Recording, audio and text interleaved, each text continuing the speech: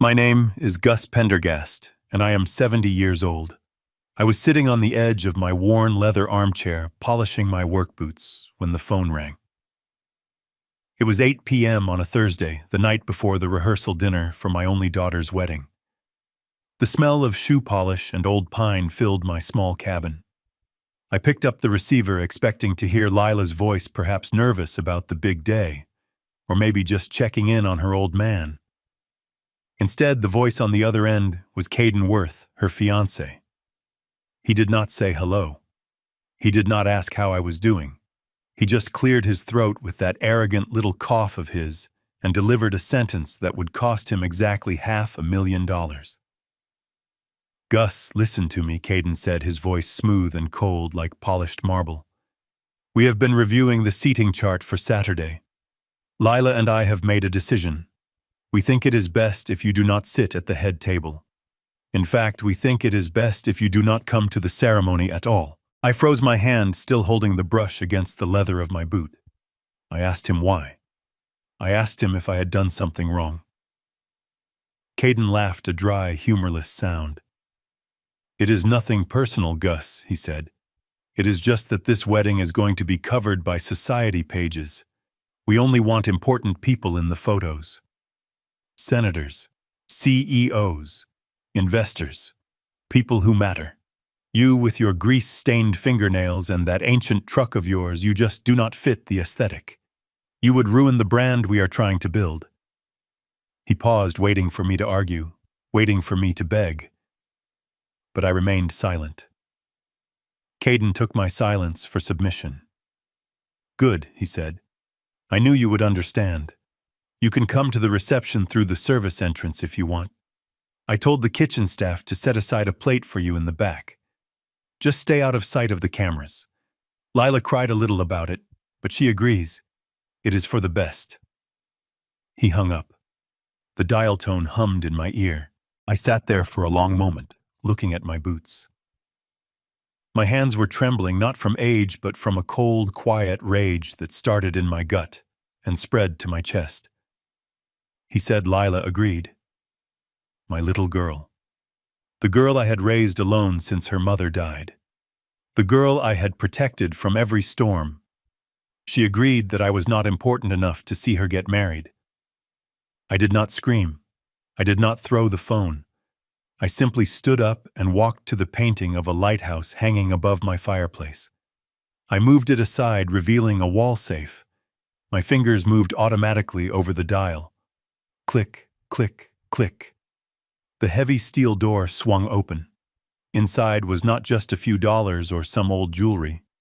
Inside was a thick file labeled wedding contract and a black ledger that contained the secrets of the Pendergast Infrastructure Group, the largest underground construction firm on the East Coast.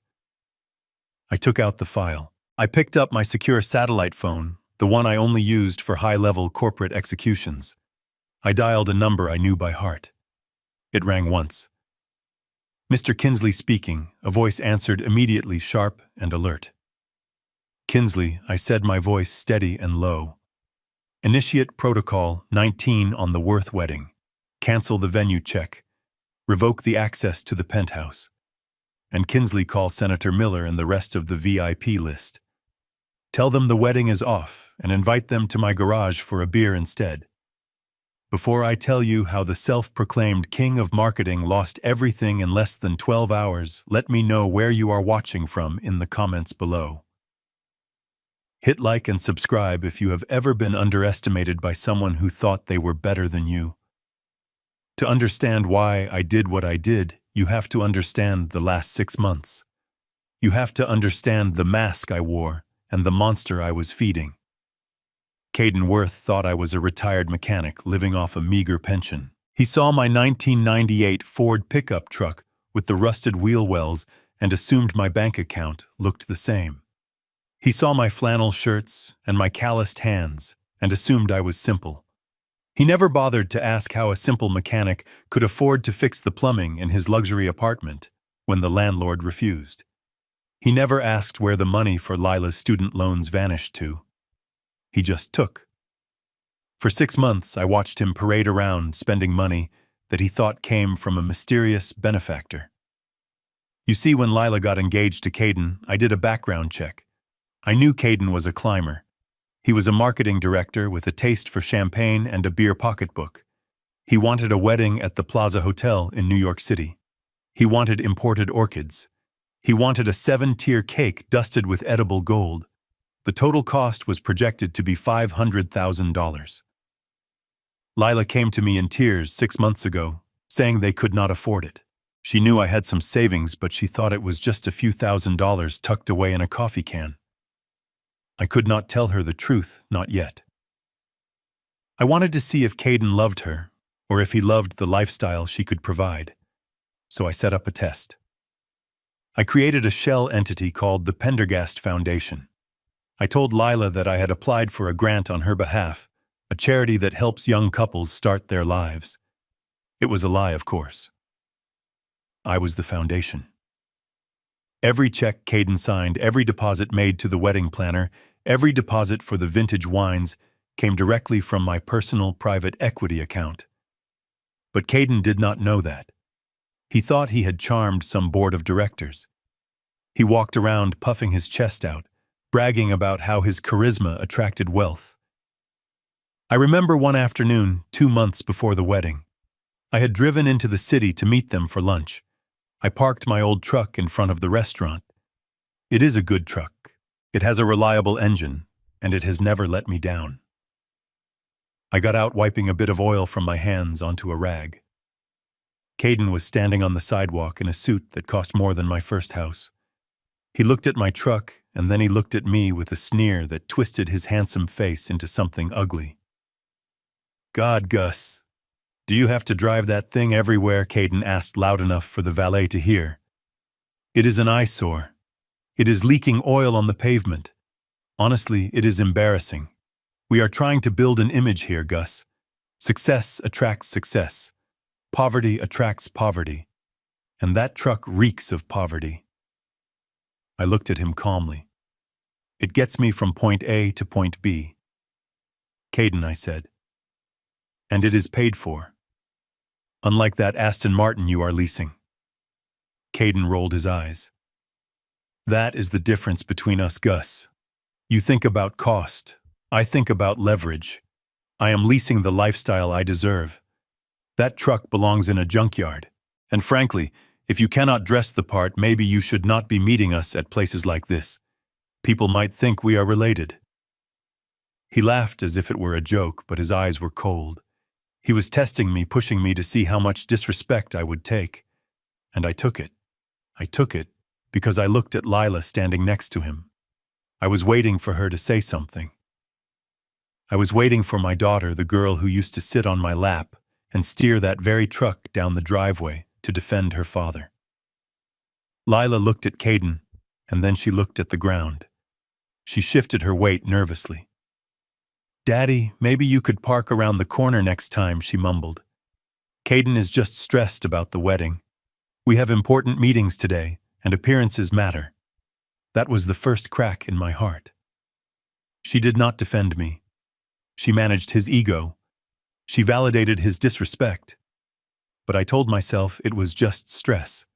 I told myself she was young and in love and blinded by the bright lights of the city. I forgave her. I kept signing the checks. I kept funding the dream. The insults continued. Week after week, Caden chipped away at my dignity. He made fun of my grammar, even though I read more books in a month than he read in a year. He mocked my small cabin, calling it a shack. He treated me like a senile old fool who was lucky to be allowed in his presence. And through it all, the Pendergast Foundation kept paying. I paid for the hand-stitched Italian tablecloths. I paid for the orchestra that was flown in from Vienna. I paid for the custom tuxedo Caden was going to wear, the one he claimed was a gift from a designer friend. I paid for it all.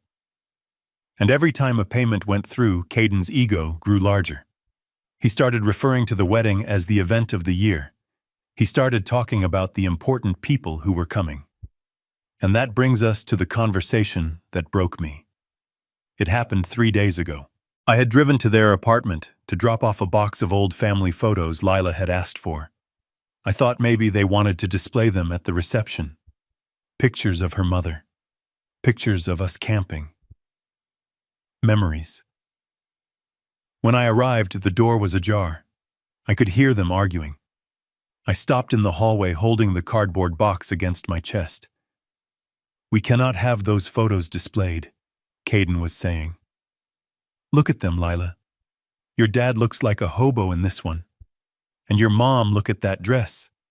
It is tragic. It screams working class. We are trying to network here, Lila. We have investors coming. We need to project old money, not no money." "But they are my parents," Lila said, her voice small. "Mom is gone, Caden. This is how I honor her." "You honor her by not embarrassing her daughter," Caden snapped. "And speaking of embarrassing, we need to talk about Gus. He cannot sit at table 1. I have put Senator Miller and his wife there. We need that connection for my new firm. Gus can sit at table 19 by the kitchen doors." "Table 19, Lila asked. "That is for the staff, Caden. You cannot put my father with the photographers and the sound guys." "Why not?" Caden replied. "He will be more comfortable there. He can talk about sports or trucks or whatever people like him talk about. He will be out of his depth with the senator. He will humiliate us, Lila. Do you want him asking the CEO of Tech Corp about carburetor repairs while we are trying to close a seed round?" There was a long silence. I held my breath. This was it. This was the moment. My daughter had to choose. She had to choose between the man who raised her, who sacrificed everything for her, and the man who treated her father like a stain on his designer suit. "You are right," Lila said. Her voice was barely a whisper, but I heard it clearly. I heard it, and it felt like a physical blow to the chest. "You are right, Caden. Daddy does not know how to behave in these circles. He is rough. It would be awkward for everyone.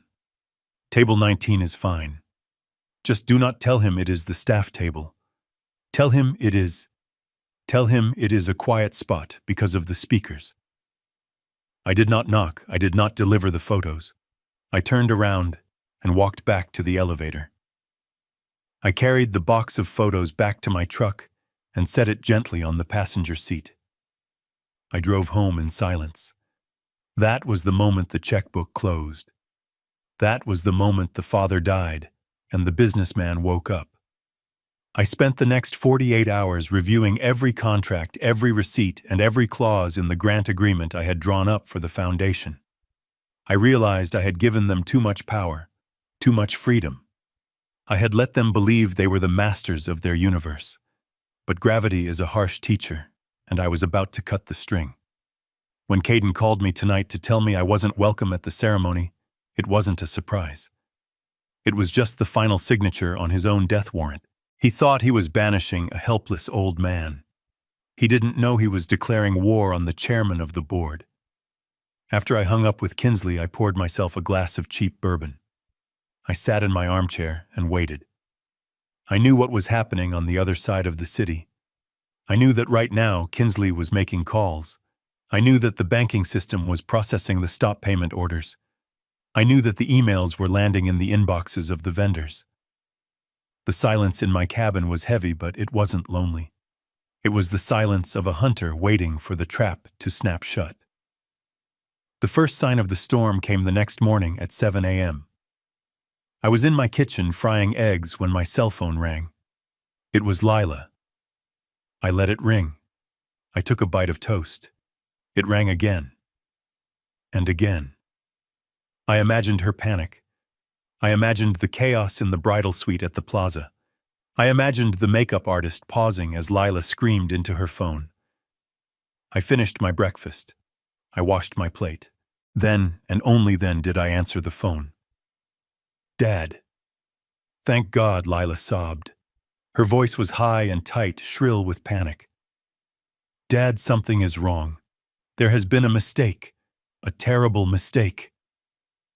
"Good morning, Lila," I said calmly. "What sort of mistake?" "The hotel," she gasped. The manager just came in. He says the check bounced. He says the foundation canceled the grant. He says we have to pay $500,000 immediately or they are kicking us out. Dad, they are taking down the flowers. They are locking the ballroom doors. You have to help us. I leaned back against the counter watching the steam rise from my coffee. That sounds like a serious problem, Lila, I said. But I am not sure what you want me to do about it. I am just an unimportant person. I am not even a guest at the ceremony, remember? No, Dad, please don't be like that, she cried. Caden is screaming at everyone. His parents are here and they don't have the money. We need you to do something. You have your retirement savings, right? You have the house? Can you take out a loan? Just for today? We will pay you back, I promise. The foundation must have just made a clerical error. We just need to cover it until Monday. I closed my eyes for a second. Even now, even in the face of disaster, she wasn't asking for her father. She was asking for a wallet.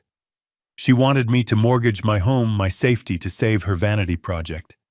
She wanted me to go into debt for a wedding I was banned from attending. Lila, I said, my voice dropping an octave. There is no clerical error. The foundation did not make a mistake. What do you mean? She stopped crying. The silence on the line was thick with confusion. I mean that the foundation has strict bylaws regarding the conduct of its beneficiaries. I said, quoting the document I had written myself. It reserves the right to withdraw funding if the recipients display a lack of moral character. Dad, what are you talking about? How would you know the bylaws? Because I am the foundation, Lila. Silence. Absolute, stunned silence. I am the donor, I continued.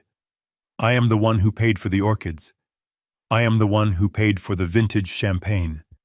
I am the one who paid for Caden's custom tuxedo. It was me, Lila. All of it. That is impossible, she whispered. You are a mechanic. You fix trucks. I own Pendergast infrastructure, I said. I built the bridges Caden drives over. I dug the tunnels his subway goes through. I have been trying to teach you the value of money your whole life, Lila. I tried to teach you that character matters more than status.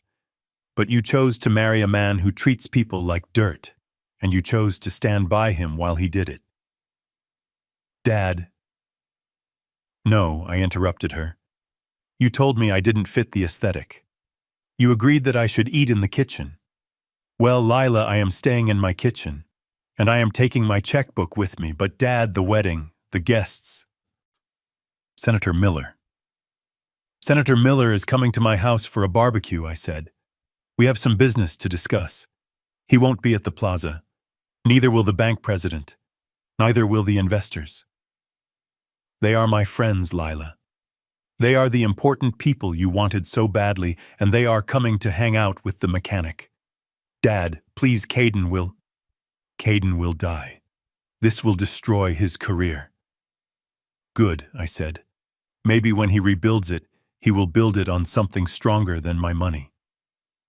I hung up the phone. My hand was shaking again, but this time it wasn't from rage. It was from grief. I had just severed the last tie.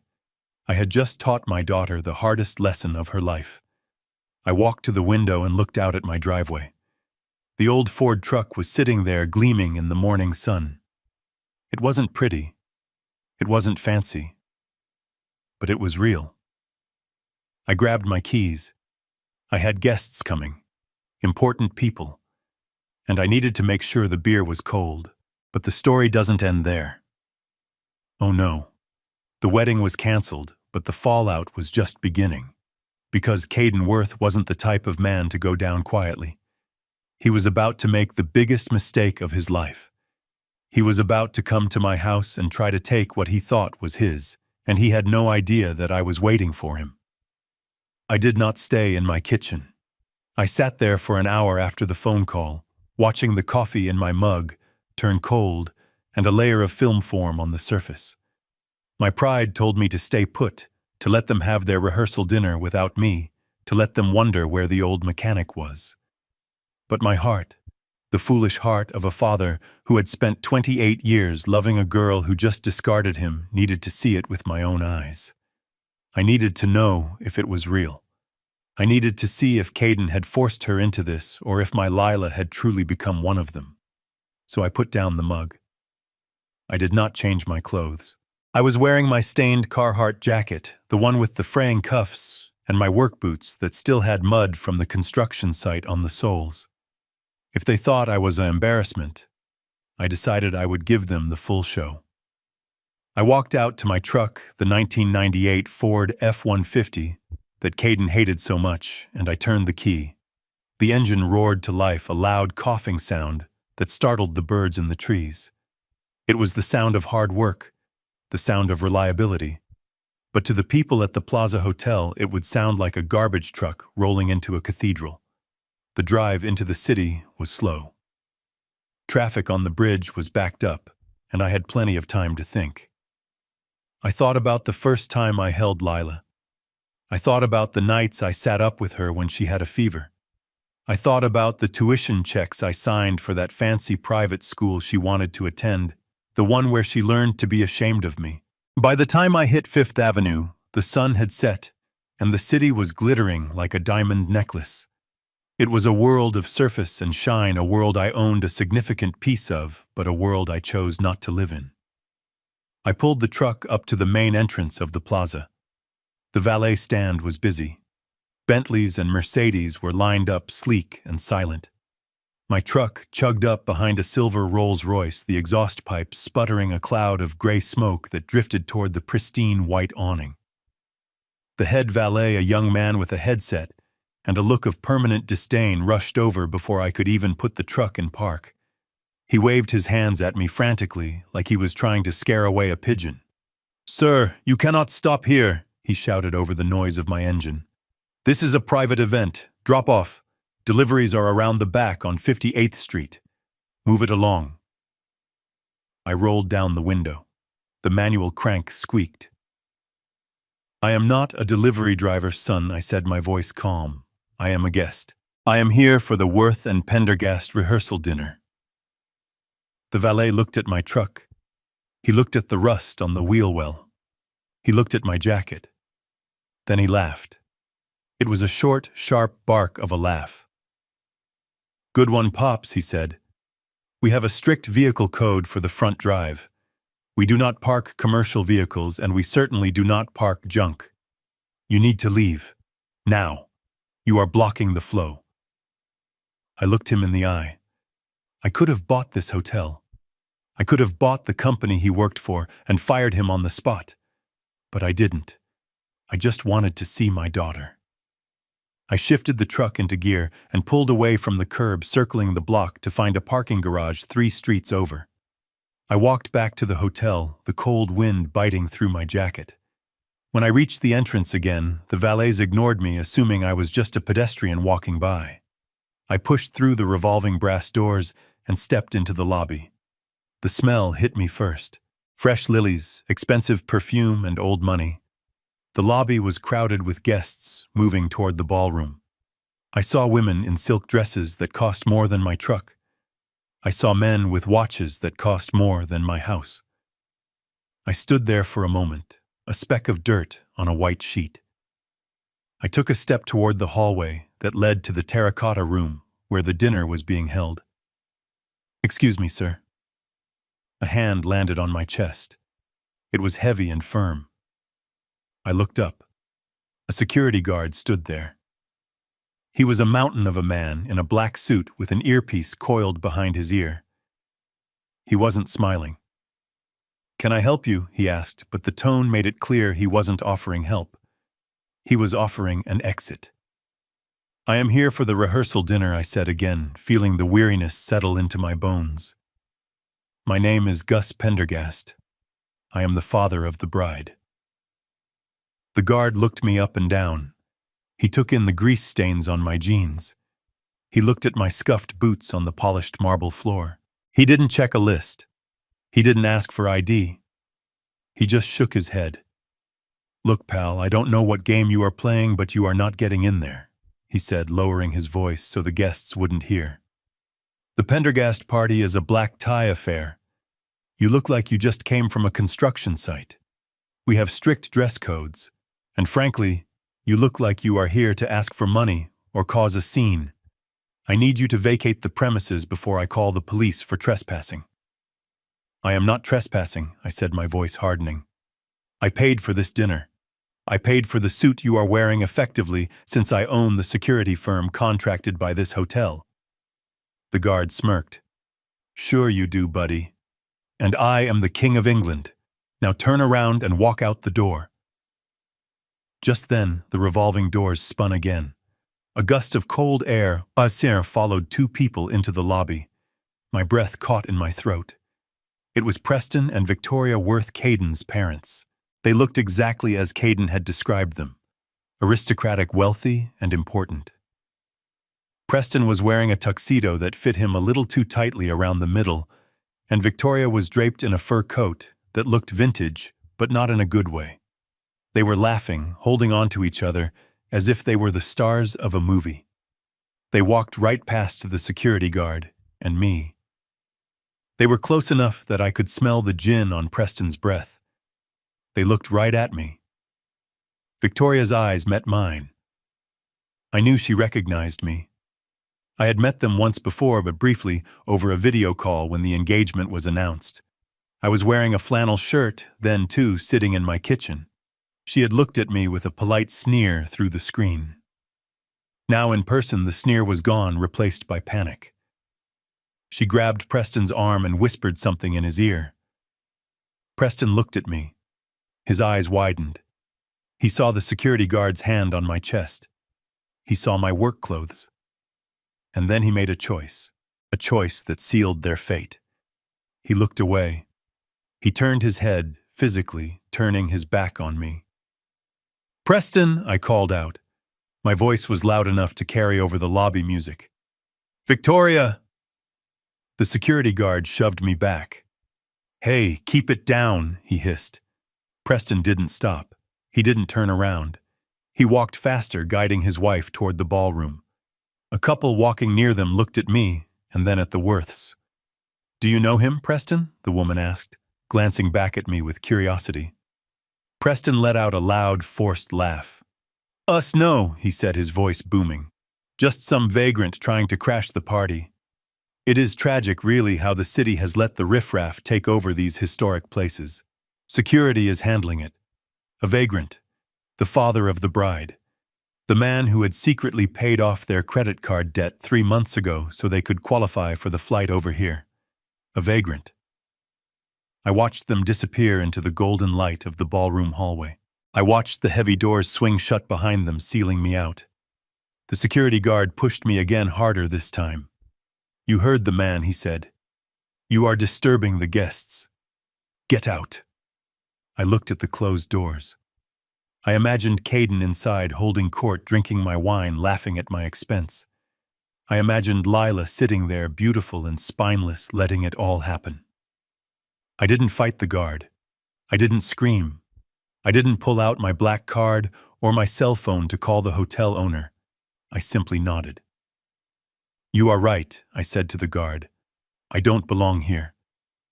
I turned around and walked back across the marble floor. I walked out through the brass doors and into the night. The valet who had mocked me was busy opening the door of a Bentley for a young couple. He didn't even look at me. I walked the 3 blocks to the parking garage in the freezing wind. My hands were cold, but my blood was boiling.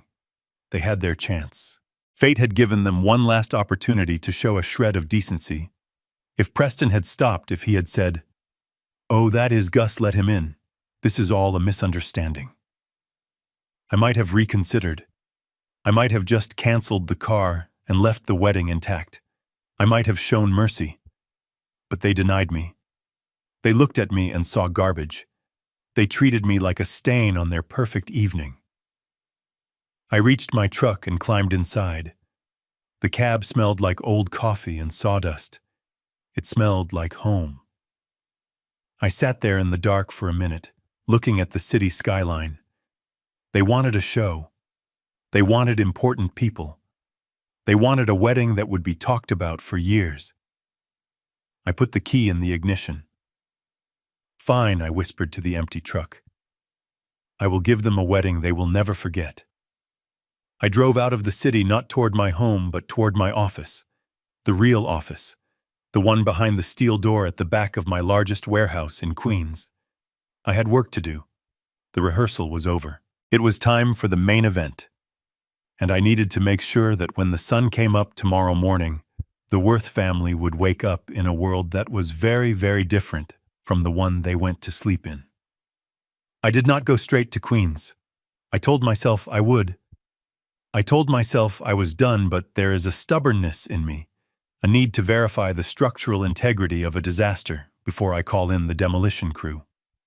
I walked away from the main entrance, away from the sneering valet and the brass doors, but I did not go to the parking garage. Instead, I walked around the corner to 58th Street. I know buildings like the Plaza. I know them because I have spent 40 years studying their bones.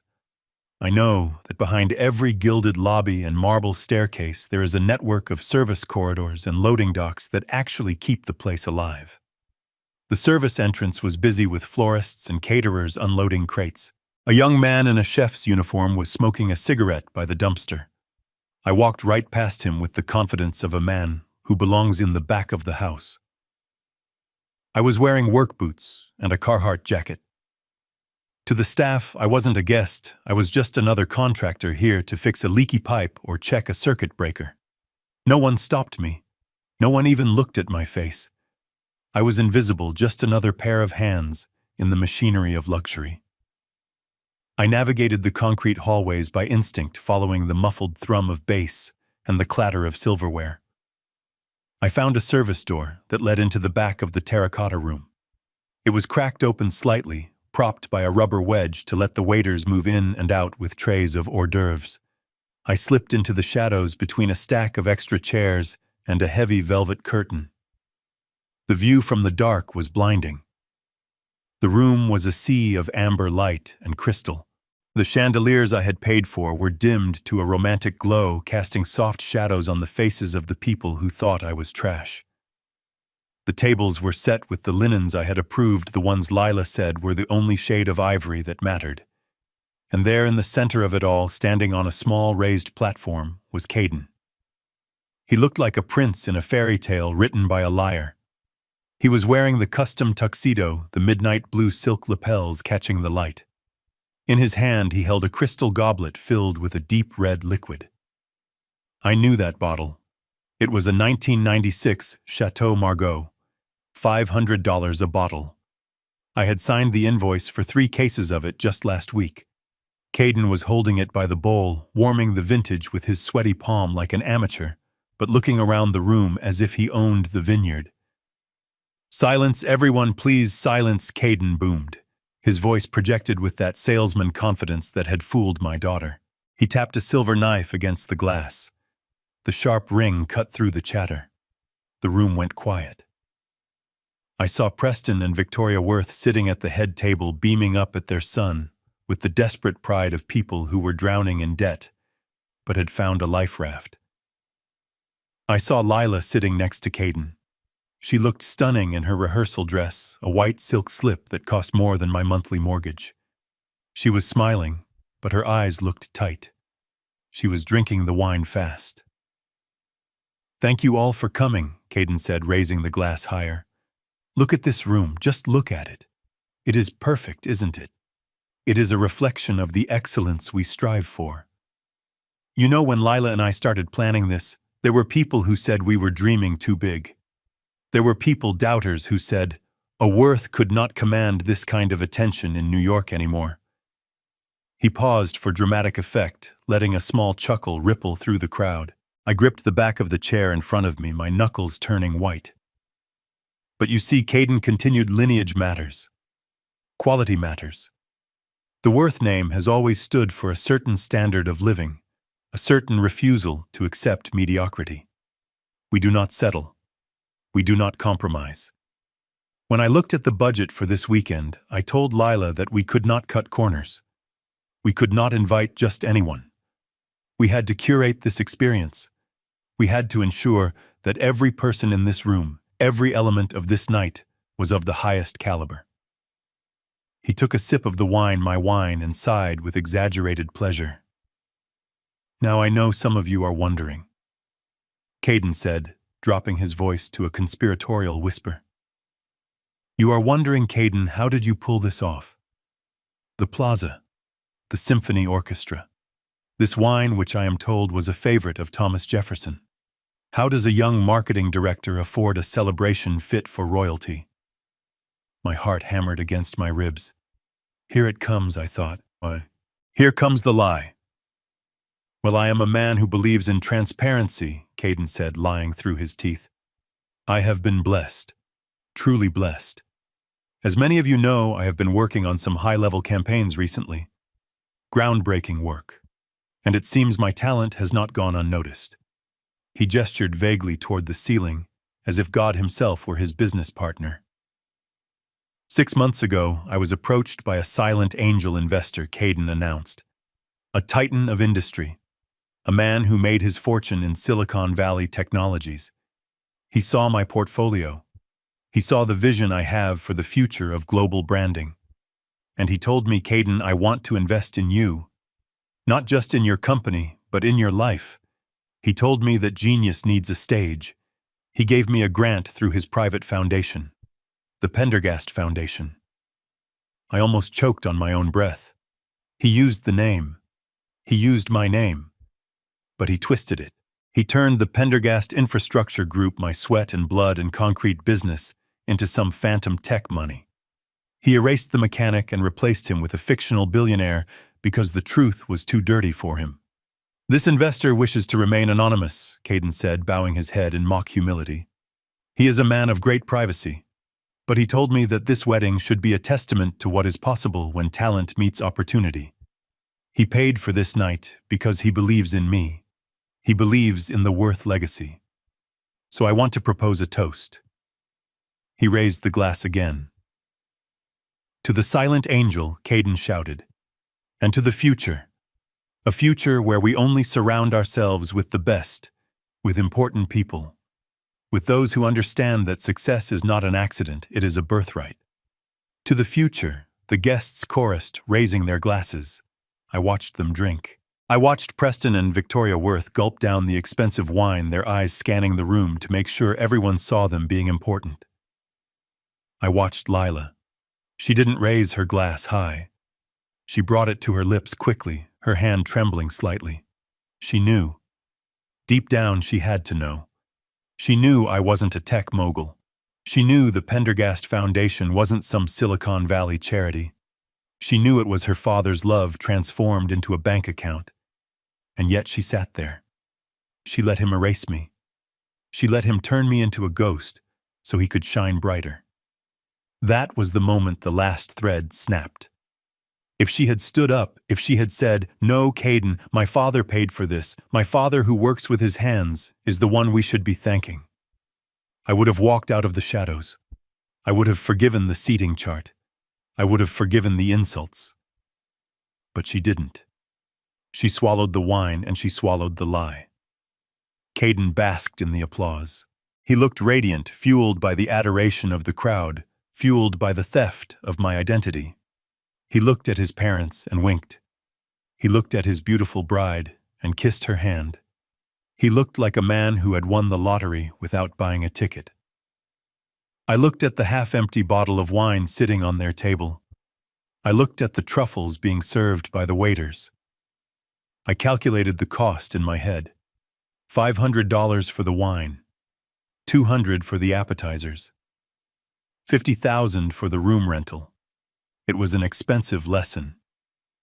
But as I stood there in the dark, smelling the faint scent of old grease on my jacket, I realized it was worth it.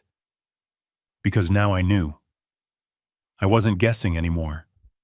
I wasn't a paranoid old man feeling sensitive about his background. I was seeing the raw, naked truth. They were parasites. They didn't just want my money, they wanted my absence. They wanted the gold without the goose. I took one last look at the room. I memorized Caden's smile, I memorized the way the light hit the crystal. I wanted to remember exactly how high he was flying, so I could fully appreciate the distance of the fall. I backed away slowly. The door clicked shut silently behind me, cutting off the sound of the applause. I walked back down the service corridor, my footsteps heavy and echoing on the concrete. The kitchen staff ignored me again. I walked out into the cold night air of the loading dock. I took out my phone. The screen was bright in the darkness. I had a text from Kinsley. It read simply, Protocol 19 ready, awaiting final confirmation. I typed 2 letters. Go. I hit send. Then I walked to my truck. I didn't look back at the hotel. I didn't look at the city. I just drove. The rehearsal was over. The actors had taken their bows. The curtain was about to fall, and when it rose again, the stage would be empty. The check had been canceled. The car had been recalled. And tomorrow morning, when Caden Worth woke up to get ready for his coronation, he was going to find out that the silent angel had turned into the Grim Reaper. I walked out of the service entrance, and the heavy steel door slammed shut behind me, cutting off the sound of the laughter. The silence of the loading dock was absolute. The cold wind bit through my jacket, drying the cocktail sauce that stained my chest into a stiff crust. I didn't wipe it off. I wanted to wear it. It was my war paint. I climbed into the cab of my truck. The leather seat groaned under my weight, a familiar, comforting sound. I sat there for a moment in the dark, my hand resting on the gear shift. I could still see Lila's back. I could still see the way she turned her chair, the way she chose a glass of wine over her own father. That image was burned into my retinas. It was the fuel I needed. I started the engine and pulled out onto the street. I didn't drive home. I drove toward Queens, toward the industrial district, where the Pendergast Infrastructure Group headquarters occupied a city block. It was a fortress of concrete and steel surrounded by a 10-foot fence topped with razor wire. To the outside world, it looked like a construction yard. Inside it was the nerve center of an empire. I parked the truck in my reserved spot right next to the fleet of heavy excavators. I walked to the rear entrance and punched in my code. The door hissed open. The security guard at the desk stood up immediately, straightening his tie. "Good evening, Mr. Pendergast," he said, surprised to see me. "We weren't expecting you tonight." "Plans changed, Earl," I said, walking past him without stopping. "Is Kinsley in the war room?" "Yes, sir. He has been there for the last hour waiting for your signal." "Good." I walked down the hallway, the fluorescent lights reflecting off the polished concrete floors. I pushed open the double doors at the end of the hall. The war room was a windowless space lined with screens. On one wall was a live feed of the global markets. On another was a map of the city, with blue dots marking our active job sites. In the center of the room sat a massive mahogany table. Kinsley was sitting at the head of it, surrounded by stacks of files and 3 laptops. Kinsley was my lawyer, my fixer, and my oldest friend. He was a man who could smile while he foreclosed on your house. He looked up as I entered, removing his reading glasses. He saw the stain on my jacket. He saw the look in my eyes. He didn't ask what happened. He knew. "It is done, then?" Kinsley asked, his voice quiet.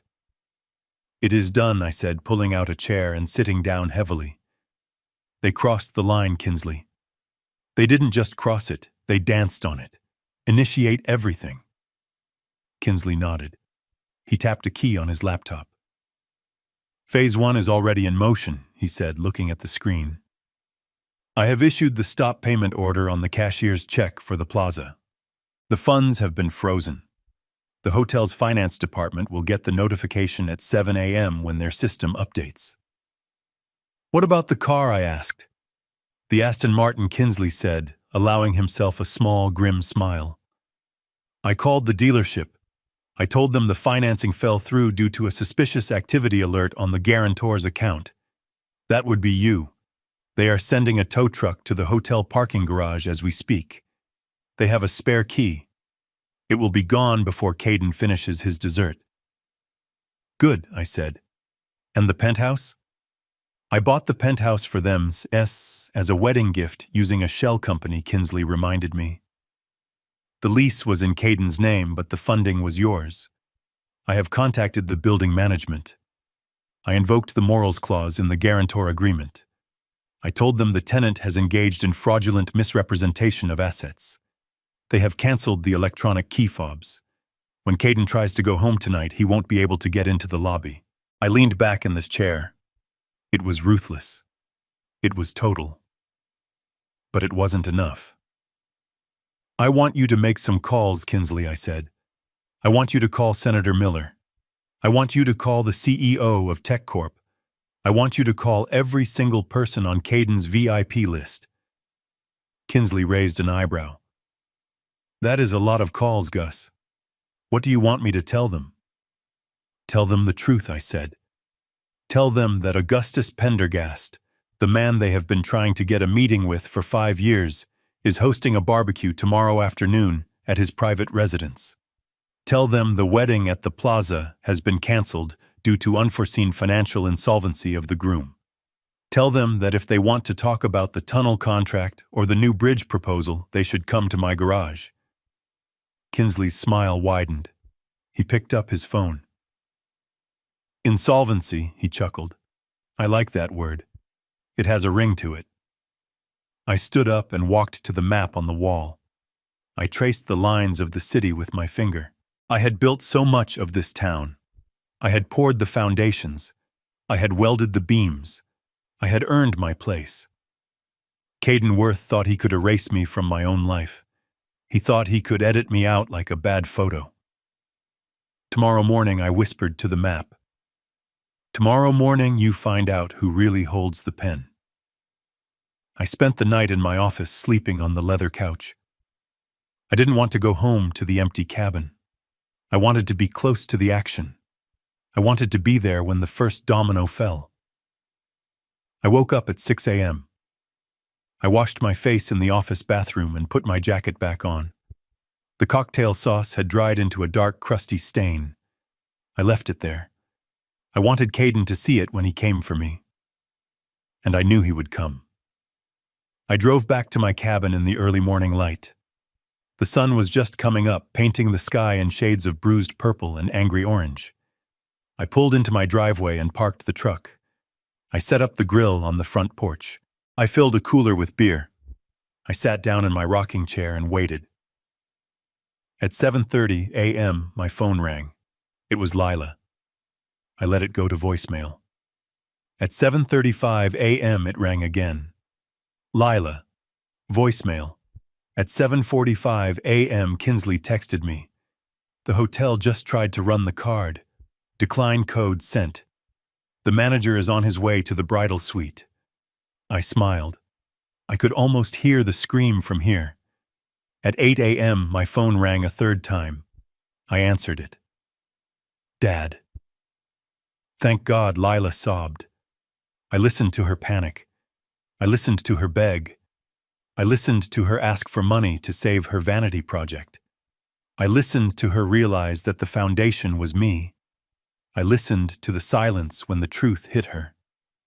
And then I hung up. I sat there on my porch, rocking back and forth.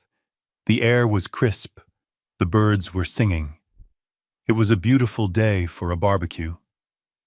About an hour later, I heard the sound of an engine revving hard. It was a high-pitched whine like an angry hornet. I looked down the long dirt road that led to my cabin. A car was tearing up the driveway, kicking up clouds of dust. It wasn't the Aston Martin. That was gone. It was a taxi, a yellow cab that looked like it had seen better days. It skidded to a halt in front of my porch. The door flew open. Caden Worth stepped out. He looked like a man who had been through a war. His tuxedo was rumpled. His tie was undone, hanging around his neck like a noose. His hair, usually gelled to perfection, was sticking up in wild tufts. His eyes were bloodshot and wide with a mix of fury and terror. He didn't see the senator's limousine pulling up behind him. He didn't see the CEO's Bentley turning into the drive. All he saw was me sitting in my rocking chair with a beer in my hand. He marched up the steps, his fists clenched. "You," he screamed, pointing a shaking finger at me. "You crazy old bastard! What did you do? You ruined everything! Fix it! Fix it right now, or I swear to God I will!" He stopped. He stopped because he'd heard the car doors slamming behind him. He stopped because he realized he wasn't alone. He turned around slowly. Senator Miller was stepping out of his limo, adjusting his cufflinks. He looked at Caden with a confused frown. Then he looked past him up at the porch. He saw me. His face lit up. "Gus!" the senator called out, ignoring the disheveled groom entirely. "Good to see you. I heard there was a change of venue. And honestly, thank God. I hate the plaza. Too stiff. Is that brisket I smell?" Caden froze. He looked at the senator. He looked at me. His mouth opened and closed, but no sound came out. The realization was washing over him like a tidal wave. The silent angel, the mechanic, the important people. It was all crashing down. I took a sip of my beer. "Hello, Caden," I said, my voice calm and steady. "I believe you are trespassing. The staff entrance is around back. But since you are here, you might as well stay for a moment. I have some people I want you to meet. Important people. And I think they have some questions about why their invitations were canceled." Caden looked at me, and for the first time since I met him, I saw the fear. Real, primal fear. He knew, he finally knew. The game was over, and he had lost everything. The drive from the hotel to my garage in Queens usually takes 40 minutes, but tonight I made it in 20. My hands were gripping the steering wheel so hard the leather groaned under the pressure. I needed to get back to my sanctuary. I needed to get back to the place where the lies stopped and the reality began. I pulled the Ford F-150 into the lot behind the chain-link fence. To the outside world, this place looked like a graveyard for automobiles. It was a dusty lot filled with the skeletal remains of cars that had died in the 70s, surrounded by piles of rusted rebar and stacks of old tires. It was ugly. It was dirty. It was perfect camouflage. I parked the truck next to a rusted-out dump truck that hadn't moved since the Reagan administration. I killed the engine. The silence of the industrial district washed over me, broken only by the distant wail of a siren. I sat there for a moment, letting the adrenaline from the hotel fade into a cold, hard resolve. Caden Worth had called me a mechanic. He had said it with a sneer, as if working with your hands was a disease. He didn't understand that the hands that fix engines are the same hands that can dismantle them. I got out of the truck and walked to the side door of the main garage structure. It was a corrugated metal building with peeling paint and a sign that read, "Pendergast Repairs," hanging crookedly by a single nail. I unlocked the door with a heavy iron key and stepped inside. The air was thick with the scent of motor oil, old rubber, and dust. It was the smell of my father and his father before him. It was the smell of honest work. The main floor was cluttered with tools. Hydraulic lifts stood like silent sentinels in the shadows. A half-disassembled transmission sat on a workbench, dripping black fluid onto a rag. To Caden, to Lila, to everyone who judged me by the grease under my fingernails, this was all I was. A man who fixed what other people broke. A man who lived in the past. But they never looked closely enough. They never noticed that the security cameras in the corners were military grade. They never noticed that the floor was reinforced concrete capable of withstanding a bomb blast. I walked past the lifts to the back of the shop. There was a small office there, the kind of place where you would expect to find a calendar with pin-up girls and a coffee pot that hadn't been cleaned in a decade. There was a desk covered in invoices and a dusty computer from the 90s. On the wall behind the desk hung a painting. It was a large oil painting of the Brooklyn Bridge depicted during its construction. The canvas was yellowed with age, the frame chipped and unassuming. It was something I had bought at a flea market 30 years ago or so, people thought. I stood before the painting. I looked at the bridge. I looked at the steel cables holding up the world. I reached out and gripped the right side of the frame. I didn't pull it. I didn't swing it. I pressed my thumb against a specific knot in the carved wood of the frame. A soft beep echoed in the room, followed by the heavy mechanical thud of locking bolts retracting. The painting slid silently to the left. Behind it was not a wall safe. Behind it was a sheet of biometric glass. I leaned forward, letting the red laser scan my retina. A green light flashed. The wall itself, a 6-inch slab of reinforced steel disguised as drywall, hissed open. I stepped through the threshold.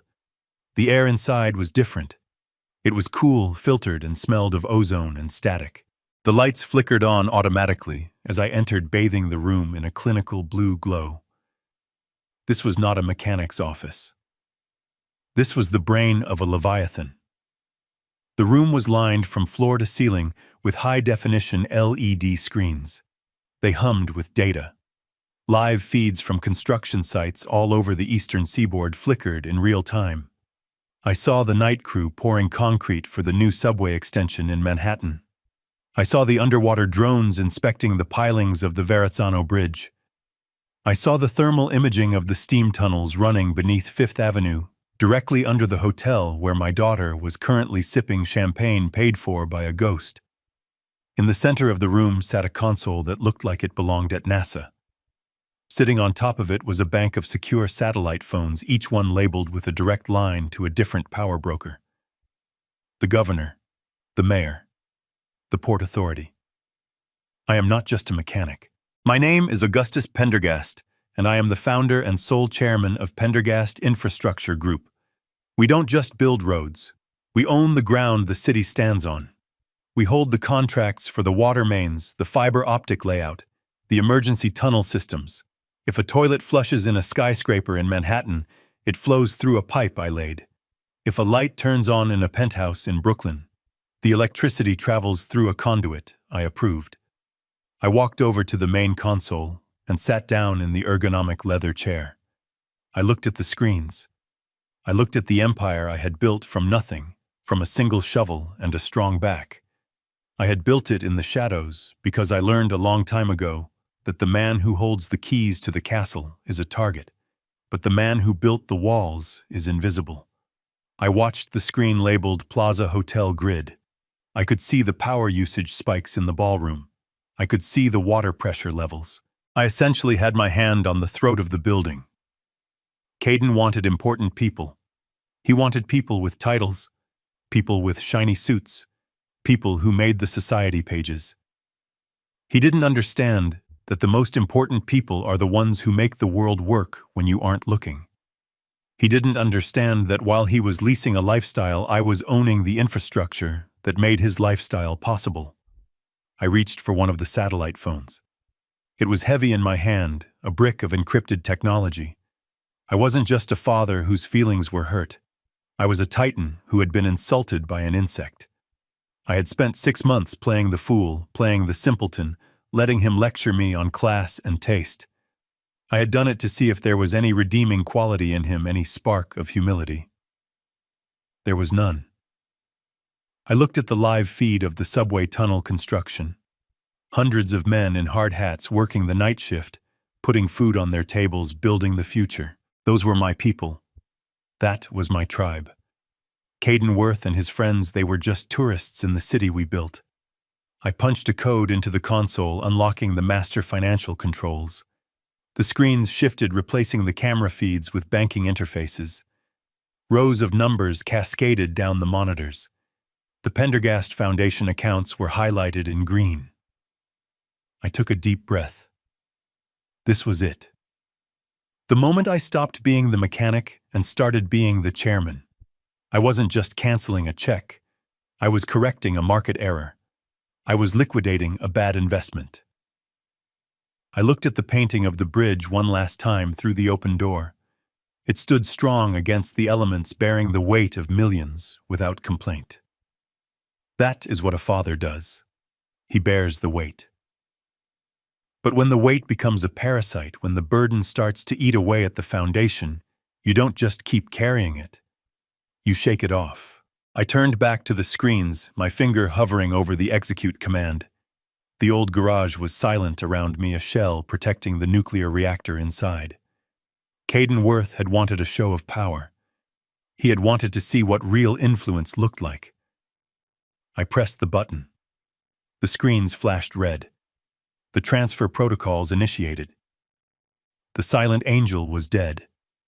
The chairman had arrived. The silence in the war room was different from the silence in the cabin. In the cabin, the silence was lonely, a byproduct of abandonment. Here, the silence was heavy with potential energy, like the hum of a high-voltage line before the switch is thrown. Kinsley sat across from me, his fingers hovering over the keyboard of his secure laptop. The blue light from the monitors reflected in his glasses, hiding his eyes. He did not look tired. Men like Kinsley do not get tired when there is blood in the water. We started with the money. It was the simplest part of the equation, but the one that would cause the most immediate structural failure. On the screen to my left was the banking interface for the Pendergast Foundation. It showed a pending wire transfer scheduled for 7 in the morning. $500,000. To Caden Worth, it was a magic number, a sum that would buy him entry into the world he desperately craved. To me, it was the cost of a diesel generator for a tunnel project. It was a rounding error. Kinsley looked at me, waiting for the verbal command. Our protocols required it. We were not just moving money, we were altering the trajectory of lives. Item 1, Kinsley said, his voice dry and professional. The Plaza Hotel final payment. The contract stipulates full settlement 24 hours prior to the event. If the wire does not clear at 7, the contract is voided immediately. I looked at the number on the screen. I thought about the way Caden had held that wine glass. I thought about the way he had looked at the waiters. I thought about Lila sitting in silence. Kill it, I said. Kinsley typed a sequence of commands. He did not hesitate. He entered his authorization code, then waited for mine. I reached forward and typed in the 6-digit PIN that only I knew. The screen flashed amber, then red. The status of the transfer changed from pending to canceled. Reason for cancellation. Kinsley asked, his fingers poised to type the official record. Breach of contract, I said, staring at the red text. Violation of the moral turpitude clause. The beneficiary has demonstrated conduct incompatible with the values of the foundation. Specifically, he is a fraud who abuses the working class. Kinsley typed it out, word for word. He hit enter. The digital paper trail was complete. At 7 in the morning, the accounts receivable department at the plaza would get a notification that would stop their hearts. The cascading effect would be instantaneous. The florists would stop arranging the lilies. The kitchen would stop prepping the lobster. The band would start packing up their instruments. Now the apartment, I said, leaning back in the leather chair. This was personal. The wedding was a party, but the apartment was a life. I had purchased the penthouse at 432 Park Avenue through a shell corporation 3 months ago. It was meant to be a surprise. I had planned to hand Lila the keys after the reception. It was a $10 million property with a view of the entire city I had helped build. Caden knew about the apartment, but he thought he had secured a lease through his own brilliance. He thought he had charmed the landlord into waiving the security deposit. He had already moved his boxes in. He had already posted photos of the view on his social media, captioning them with things like "the view from the top." Kinsley switched screens. He pulled up the building management system. We owned the building management company too. We owned the software that controlled the elevators, the lights, and the locks. Current status, Kinsley read. Tenant access active. Biometric data for Caden Worth and Lila Pendergast uploaded. Wipe it, I said. Kinsley worked the keys. He accessed the security server. I watched as he located Caden's file. It was just a line of code, a digital permission slip that allowed him to rise above the rest of the world. Kinsley highlighted it. He pressed delete. Access revoked. Kinsley confirmed. The next time Mr. Worth attempts to use his key fob or the retinal scanner in the lobby, the system will flag him as an intruder. Security will be notified to escort him off the premises. What about his personal effects? He has already moved his wardrobe in. Have them boxed and put on the curb, I said. Tell the building superintendent to treat it like any other eviction. If he wants his Italian suits, he can pick them up from the sidewalk. It was cruel. I knew it was cruel, but I remembered the way he had looked at my truck. I remembered the way he had called it an eyesore. I wanted him to know what it felt like to be left outside. I wanted him to know what it felt like to have the door slammed in your face by a system you thought you controlled. We sat in the blue glow of the screens for a moment. The only sound, the hum of the cooling fans. We had stripped him of his party. We had stripped him of his home. Now it was time to strip him of his audience. The guest list, Kinsley said, pulling up a spreadsheet. 150 guests. Top tier. You have Senator Miller. You have Arthur Galloway, the CEO of Metro Bank. You have the deputy mayor. Caden had spent months curating this list. He had bragged about it endlessly. He called them his network. He didn't know that 80% of the names on that list were men and women I had done business with for 30 years. He didn't know that the senator had approved my permits or that Galloway financed my first major dig. He thought they were coming for his charisma. He thought they were coming because he was a rising star in marketing. They were coming because they were curious about the Pendergast Foundation. They were coming because they wanted to meet the mysterious benefactor. They were coming to kiss the ring, they just didn't know who was wearing it. Give me the phone, I said. Kinsley slid the heavy satellite phone across the mahogany table. I picked it up. It felt solid real. I looked at the time. It was 2:15 in the morning. These men would be asleep. But when Gus Pendergast calls at 2 a.m., you answer. You answer because it usually means a tunnel has collapsed or a union deal has fallen through. You answer because money never really sleeps. I dialed Senator Miller first. It rang 3 times. This is Miller, a groggy voice answered. This better be an emergency. It is Gus, I said. The tone changed instantly. The grogginess vanished, replaced by the sharp alertness of a politician. Gus. Is everything all right? Did the inspection on the bridge fail? The bridge is fine, John, I said. I am calling about the wedding tomorrow. The one at the plaza. Oh, right, the senator sighed. The Worth kid. To be honest, Gus, I was dreading it. I don't know the groom from Adam, but my chief of staff said the Pendergast Foundation was involved, so I had to show face. I was planning to stay for the cocktail hour and slip out the back. You don't have to go, I said. The wedding is off. Off? Why? Because the groom is a fraud, I said, my voice flat. And because the Pendergast Foundation has decided to pull its funding. There was a pause on the line. Then a low chuckle. You are the foundation, aren't you, Gus? I always suspected. You love playing these games. I am the foundation, I confirmed, and I am the father of the bride. The silence was longer this time, respectful. Oh, I see. I am sorry, Gus. That is heavy. It had to be done, I said. But listen, John, I have a lot of brisket marinating. I have a keg of the good stuff from Germany. Since your schedule just cleared up, why don't you come out to the house tomorrow? Not the penthouse. The cabin. The cabin, the senator asked. You mean the place with the lake where we fished last summer? The same. Done, the senator said without hesitation. I will bring the scotch. And Gus? Yeah?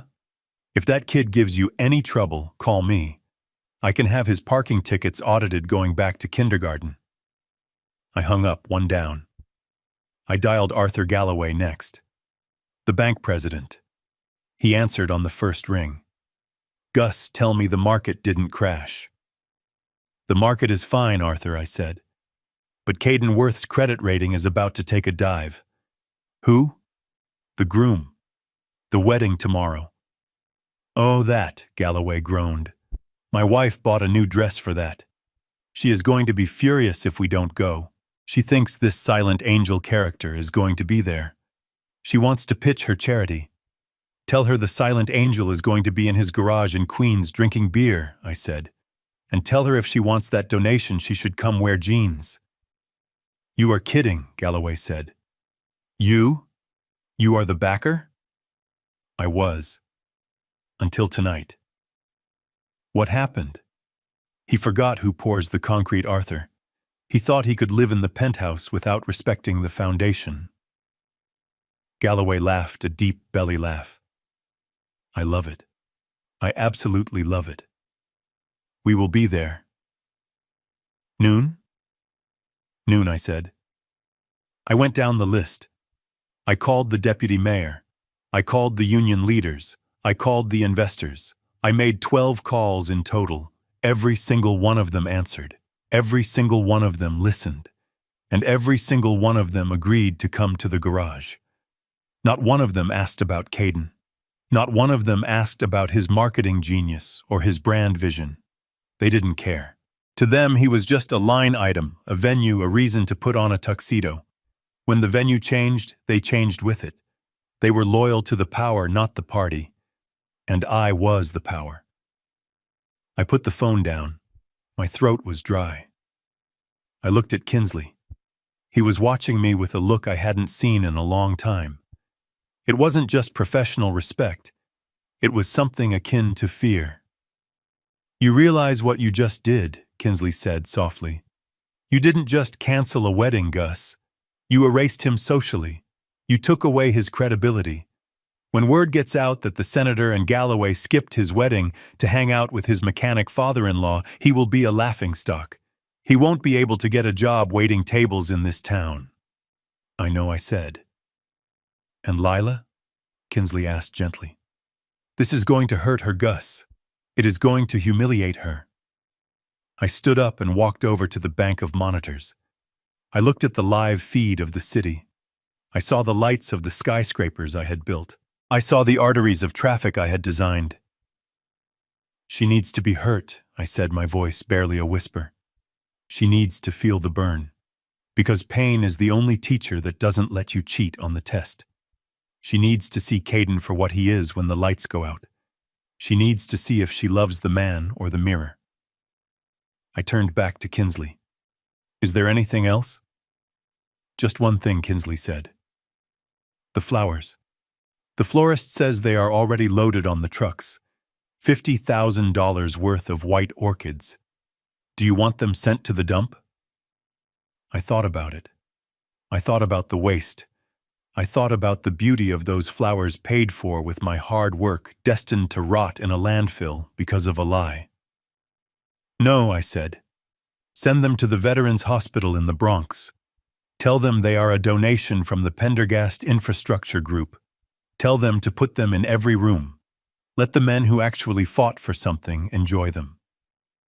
Kinsley nodded and typed the command. It was 3 a.m. The war room was quiet again. The destruction was set in motion. The missiles were in the air. There was nothing left to do but wait for impact. I looked at the painting of the bridge on the wall. It looked sturdy, unshakable.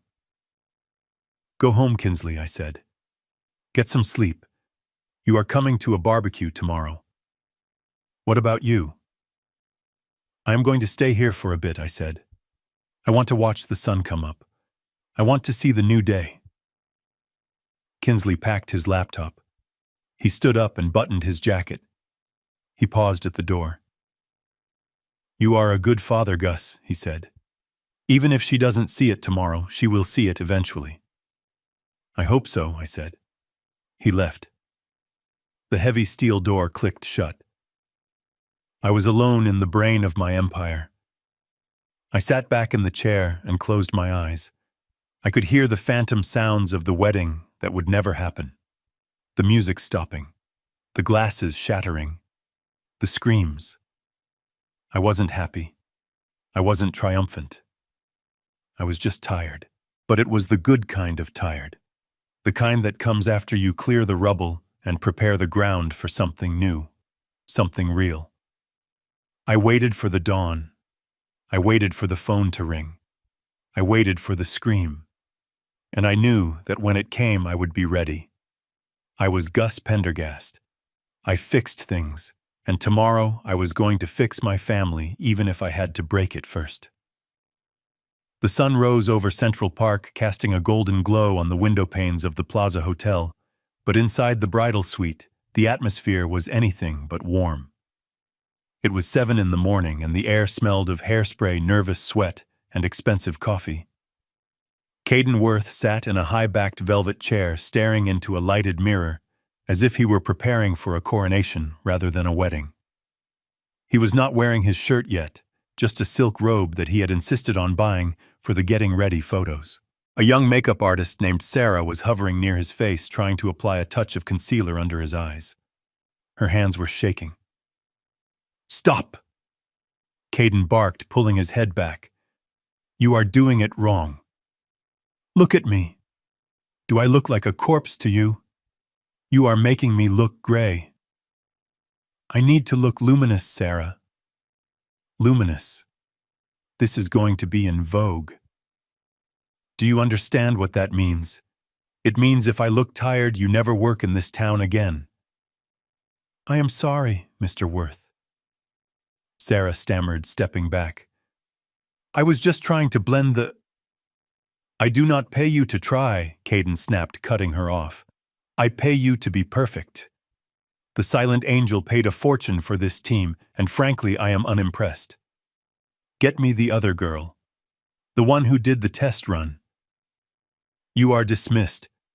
Get out of my sight before you ruin my pores with your incompetence." Sarah fought back tears as she packed her kit and hurried out of the room. Caden didn't even watch her go. He turned to the mirror again, running a hand over his jaw. He looked at his reflection with a hunger that was terrifying. He wasn't looking at a man in love. He was looking at a product. He was looking at a brand. Lila was sitting on the sofa in the corner, clutching a mimosa she hadn't touched. She looked pale. Her eyes were puffy, as if she hadn't slept. She was watching Caden abuse the staff, and she said nothing. She just stared at the floor, twisting her engagement ring around her finger. "Caden, baby, maybe you should relax a little," Lila whispered. "The photographers will be here in an hour." "I cannot relax, Lila," Caden said, standing up and pacing the room. "Everything has to be perfect. The senator is coming. The CEO of Tech Corp is coming. Do you know what that means for my agency? This isn't just a wedding. It is a launch party. It is my debut. And your father better not screw it up by showing his face at the wrong door. Did you text him? Did you make sure he knows the protocol?" "I told him," Lila said, her voice barely audible. "He knows." "Good," Caden said, checking his watch. "Now where is the hotel manager? He was supposed to be here 10 minutes ago to confirm the Champagne Tower logistics. I specifically asked for the vintage Dom Perignon to be chilled to exactly 40 degrees. If it is 41 degrees, I am sending it back." As if summoned by his arrogance, there was a knock at the door. It wasn't the polite, rhythmic knock of room service. It was a heavy, authoritative thud. Finally, Caden muttered, adjusting his robe. "Come in." The door opened. It wasn't a waiter with a silver tray. It was Mr. Sterling, the general manager of the Plaza. He was a man who had seen everything from royalty to rock stars, and he usually wore a mask of professional indifference. But this morning his face was pale. His lips were pressed into a thin white line. He wasn't alone. Behind him stood 2 large men in dark suits. They weren't hotel security. They looked like private contractors. "Mr. Sterling," Caden said, spreading his arms. "You are late.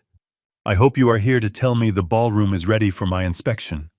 I have a very tight schedule." Mr. Sterling didn't smile. He didn't bow. He walked into the room and closed the door, leaving the two security guards standing guard in the hallway. He held a clipboard in his hand, and his knuckles were white as he gripped it. "Mr. Worth," Mr. Sterling said, his voice tight. "We need to speak, immediately." Caden frowned, sensing the shift in the air. He didn't like it. He didn't like being spoken to without deference. "We are speaking," Caden said. "What is the problem? Is it the flowers? If the orchids aren't white enough, replace them. I don't care about the cost. The foundation covers it." "There are no flowers, Mr. Worth," Mr. Sterling said. Caden laughed, a short, nervous sound. "What do you mean there are no flowers?" "I mean the florists have been ordered to cease operations," Mr. Sterling said. "They are packing up the trucks as we speak. The ballroom is being locked. The kitchen staff has been dismissed." Caden stared at him. The arrogance on his face faltered, replaced by a flicker of confusion. "Is this a joke?" Caden asked. "Because if this is a joke, it is not funny. I will call the donor right now. I will have your job." "Mr. Worth," Mr. Sterling stepped closer, his voice dropping to a harsh whisper. "There is no need to call anyone. We received a notification from our finance department 10 minutes ago. The wire transfer for the final balance of $500,000. It was flagged." "Flagged," Caden repeated the word, feeling foreign in his mouth. "Cancelled," Mr. Sterling corrected him. "The issuing bank sent a stop payment order. The Pendergast Foundation has revoked the grant. The funds have been frozen." Lila let out a small gasp from the sofa. She stood up, her hands trembling. "Revoked," she whispered. "That is impossible." "It gets worse," Mr. Sterling continued, ignoring her and keeping his eyes fixed on Caden. "When the wire failed, we attempted to run the credit card on file for the security deposit. Your personal American Express, Mr. Worth." Caden puffed out his chest. "That card has a $50,000 limit." "Run it again." "We did run it," Mr. Sterling said. 3 times. It was declined. Code red. That means the card hasn't just hit its limit. It means the issuer has flagged the account for fraudulent activity and insolvency. The account has been closed, Mr. Worth. The room went silent. The only sound was the hum of the air conditioner and the rapid breathing of Caden Worth. He looked at the manager, then at Lila, then at his own reflection in the mirror. The man in the mirror looked small. He looked scared. "This is a mistake," Caden shouted, his voice cracking. "Do you know who I am? I am Caden Worth. I have investors. I have a silent angel. This is a glitch, a banking error. You fix this. You fix this right now, or I will sue this hotel into the ground." Mr. Sterling did not flinch. He looked at Caden with a mixture of pity and disgust. "There is no error, sir," Mr. Sterling said. "We spoke directly to the Foundation's legal representative. He cited a violation of the Morals Clause. He said, and I quote, 'The beneficiary has been deemed unworthy of the investment due to gross mistreatment of staff and family.'" "Mistreatment," Caden sputtered. "I am a perfectionist. That is not a crime." "It is when you are spending someone else's money," Mr. Sterling said. "Now here is the reality of your situation. You have a balance of 0. You have vendors who are demanding payment for work already done. And you are currently occupying the most expensive suite in New York City without a valid method of payment." "So what are you saying?" Caden hissed. "I am saying you have 30 minutes to vacate the premises," Mr. Sterling said. "Vacate," Caden screamed. "My guests are arriving in 3 hours. My parents are downstairs having breakfast. You cannot kick me out. This is my wedding." "Not anymore, Mr. Sterling said. "It is just an unpaid bill. And Mr. Worth, if you are not out of this room in 30 minutes, I will have those gentlemen in the hallway escort you out. And they will not be gentle about it." Mr. Sterling turned on his heel and walked to the door. He paused with his hand on the knob. "Oh, and one more thing," he added, looking back. The valet just informed me that a tow truck arrived for the Aston Martin. Apparently, the lease was also guaranteed by the foundation. It is gone, Mr. Worth. He opened the door and left. Caden stood in the center of the room, trembling. The silence that followed was heavy and suffocating. He looked at Lila. He looked at her as if he expected her to fix it, as if he expected her to pull a checkbook out of her dress and make the nightmare go away. "Call him," Caden whispered. "Call your father." "My father." Lila asked, her voice hollow. "You told him not to come, Caden. You told him he was an embarrassment." "Call him," Caden screamed, grabbing a vase of white roses and hurling it against the wall. The glass shattered, water and petals exploding across the carpet. "Call the old man. He has savings, doesn't he? He has that house. Get him on the phone. Tell him we need a loan. Tell him I will pay him back double next month. Just get me the money, Lila. Do not just stand there, you stupid girl. Fix this." Lila looked at the shattered glass. She looked at the man she was supposed to marry, the man who was worried about his image while his world burned. She reached for her phone, her fingers shaking so badly she almost dropped it. She dialed the number. She put it to her ear. She prayed he would answer. She prayed the mechanic could save the prince. But deep down, as she listened to the ringing, she knew. She knew the mechanic was gone. And all that was left was the bill. The hallway leading to the grand ballroom at the plaza is usually a corridor of anticipation, a red-carpeted path toward a dream. But for Caden Worth, it had become a tunnel of horrors. He sprinted down the hallway, his unbuttoned silk robe flapping behind him like the broken wings of a fallen angel. He ignored the stares of the cleaning staff. He ignored the burning in his chest. He needed to see it. He needed to prove the manager wrong. He needed to prove that the universe had not just conspired to bankrupt him in the span of a single morning. He burst through the double doors and stopped dead in his tracks. The scene before him was not a wedding preparation. It was an autopsy. The ballroom was a hive of activity, but it was the wrong kind of motion. Instead of building up, they were tearing down. A team of florists in black aprons was moving with military precision, dismantling the floral arch that had cost $40,000. They were pulling the rare white orchids out of the oasis foam by the handful, tossing them into large gray plastic bins like common weeds. The sound of stems snapping echoed in the cavernous room, a dry, brittle noise that sounded like breaking bones.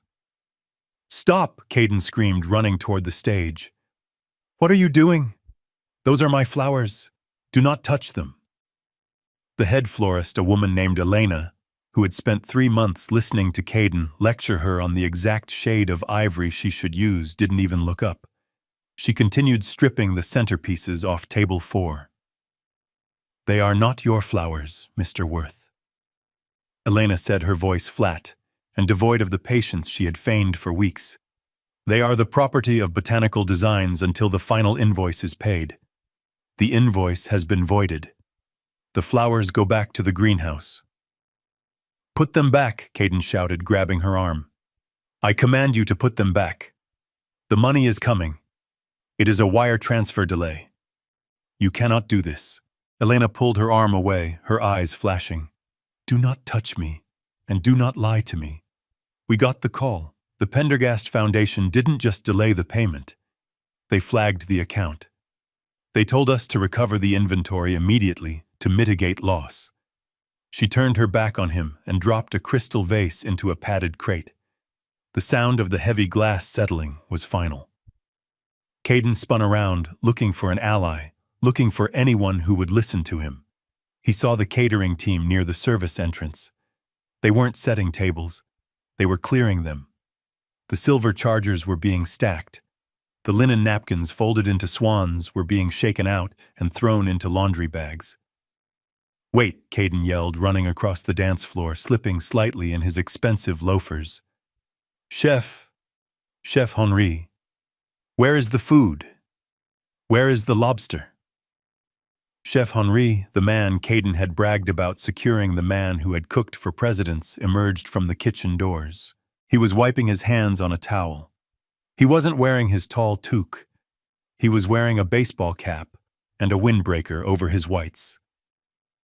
"The kitchen is closed, Monsieur Worth," the chef said. "The ovens are off." "But the lobster," Caden pleaded, his voice cracking. "The Wagyu beef, it was already prepping. I saw the schedule. You cannot just throw it away." "We are not throwing it away," the chef said calmly. "The foundation left specific instructions. Since they paid the deposit for the raw ingredients, they retain ownership of the product. A refrigerated truck is arriving in 10 minutes. The food is being donated to a soup kitchen in the Bronx, a soup kitchen." Caden gasped. "You are giving my Wagyu to the homeless." "It is not your Wagyu," the chef corrected him. "It belongs to the man who signed the check. And he seems to think that people who are actually hungry deserve it more than you do." "Good day, sir." The chef walked away, leaving Caden standing alone on the empty dance floor. The silence was creeping in. The ambient noise of a busy event set up, the clinking of glasses, the tuning of instruments, the hum of anticipation was gone. It was replaced by the squeak of rubber wheels on the parquet floor as the sound crew rolled the speakers away. "The band," Caden muttered. "The orchestra." He looked toward the stage. The Vienna Symphony Quartet, or at least the touring version that cost $15,000 for 4 hours, was packing their instruments. The cellist was latching his case. The violinist was checking her phone. "No, no, no, no," Caden whispered. "Not the music." He scrambled onto the stage. He looked at the band leader, a man with gray hair and a tuxedo. "You have a contract," Caden said, breathless. "You have a signed contract. If you leave, I will sue you. I will destroy your reputation." The band leader looked at him with pity. It was the worst look of all. Anger Caden could handle. Anger meant he still had power. Pity meant he was already dead. "Our contract has a force majeure clause, Mr. Worth," the band leader said, "and a non-payment clause. We were notified that the retainer was withdrawn. We don't play for free. And frankly, after the way you spoke to my viola player during the rehearsal, I am happy to take the day off." He picked up his baton case and walked off the stage. Caden stood there, center stage, under the unlit chandeliers. The room was stripping itself bare around him. It was a time-lapse of failure. Every chair being folded, every ribbon being untied, was a physical manifestation of his collapse. He felt a vibration in his pocket. It was his phone. He pulled it out. It was Lila. "Did you fix it?" she texted. Her desperation was palpable through the screen. Caden stared at the phone. Fix it. How could he fix an avalanche? He needed the source. He needed the silent angel. He needed to scream at the person responsible for this betrayal. He scrolled through his contacts until he found the number. The Pendergast Foundation. It was a number he had only called once before to confirm the wire instructions. A number that had always been answered by a polite assistant. He dialed. He put the phone on speaker and held it out in front of him like a weapon. The ringtone echoed in the emptying ballroom. 1 ring, 2 rings. Pendergast Foundation Legal Department. A voice answered. It wasn't the polite assistant. It was a man's voice, deep, gravelly, and cold as ice. "This is Caden Worth," Caden shouted. "Who is this? I want to speak to the chairman. I want to speak to the donor right now." "Mr. Worth," the voice said, calm and unbothered. "We were expecting your call. This is Mr. Kinsley, legal counsel for the foundation. The chairman is currently unavailable. He is preparing for a private event." "Private event," Caden screamed. "My wedding is the event. You people are ruining me. Do you know what you have done? You have canceled the checks. You have stolen my car. You have humiliated me. I demand an explanation." "Why? Why are you doing this?" There was a pause on the line, a sound of papers shuffling. "The explanation is quite simple, Mr. Worth Kinsley said. The Foundation has a strict set of bylaws governing its grants. Section 4, paragraph 2, specifically addresses the conduct of the beneficiary. I don't care about your paragraphs, Caden yelled. I delivered. I built the brand. I put the foundation on the map. Section 4, paragraph 2.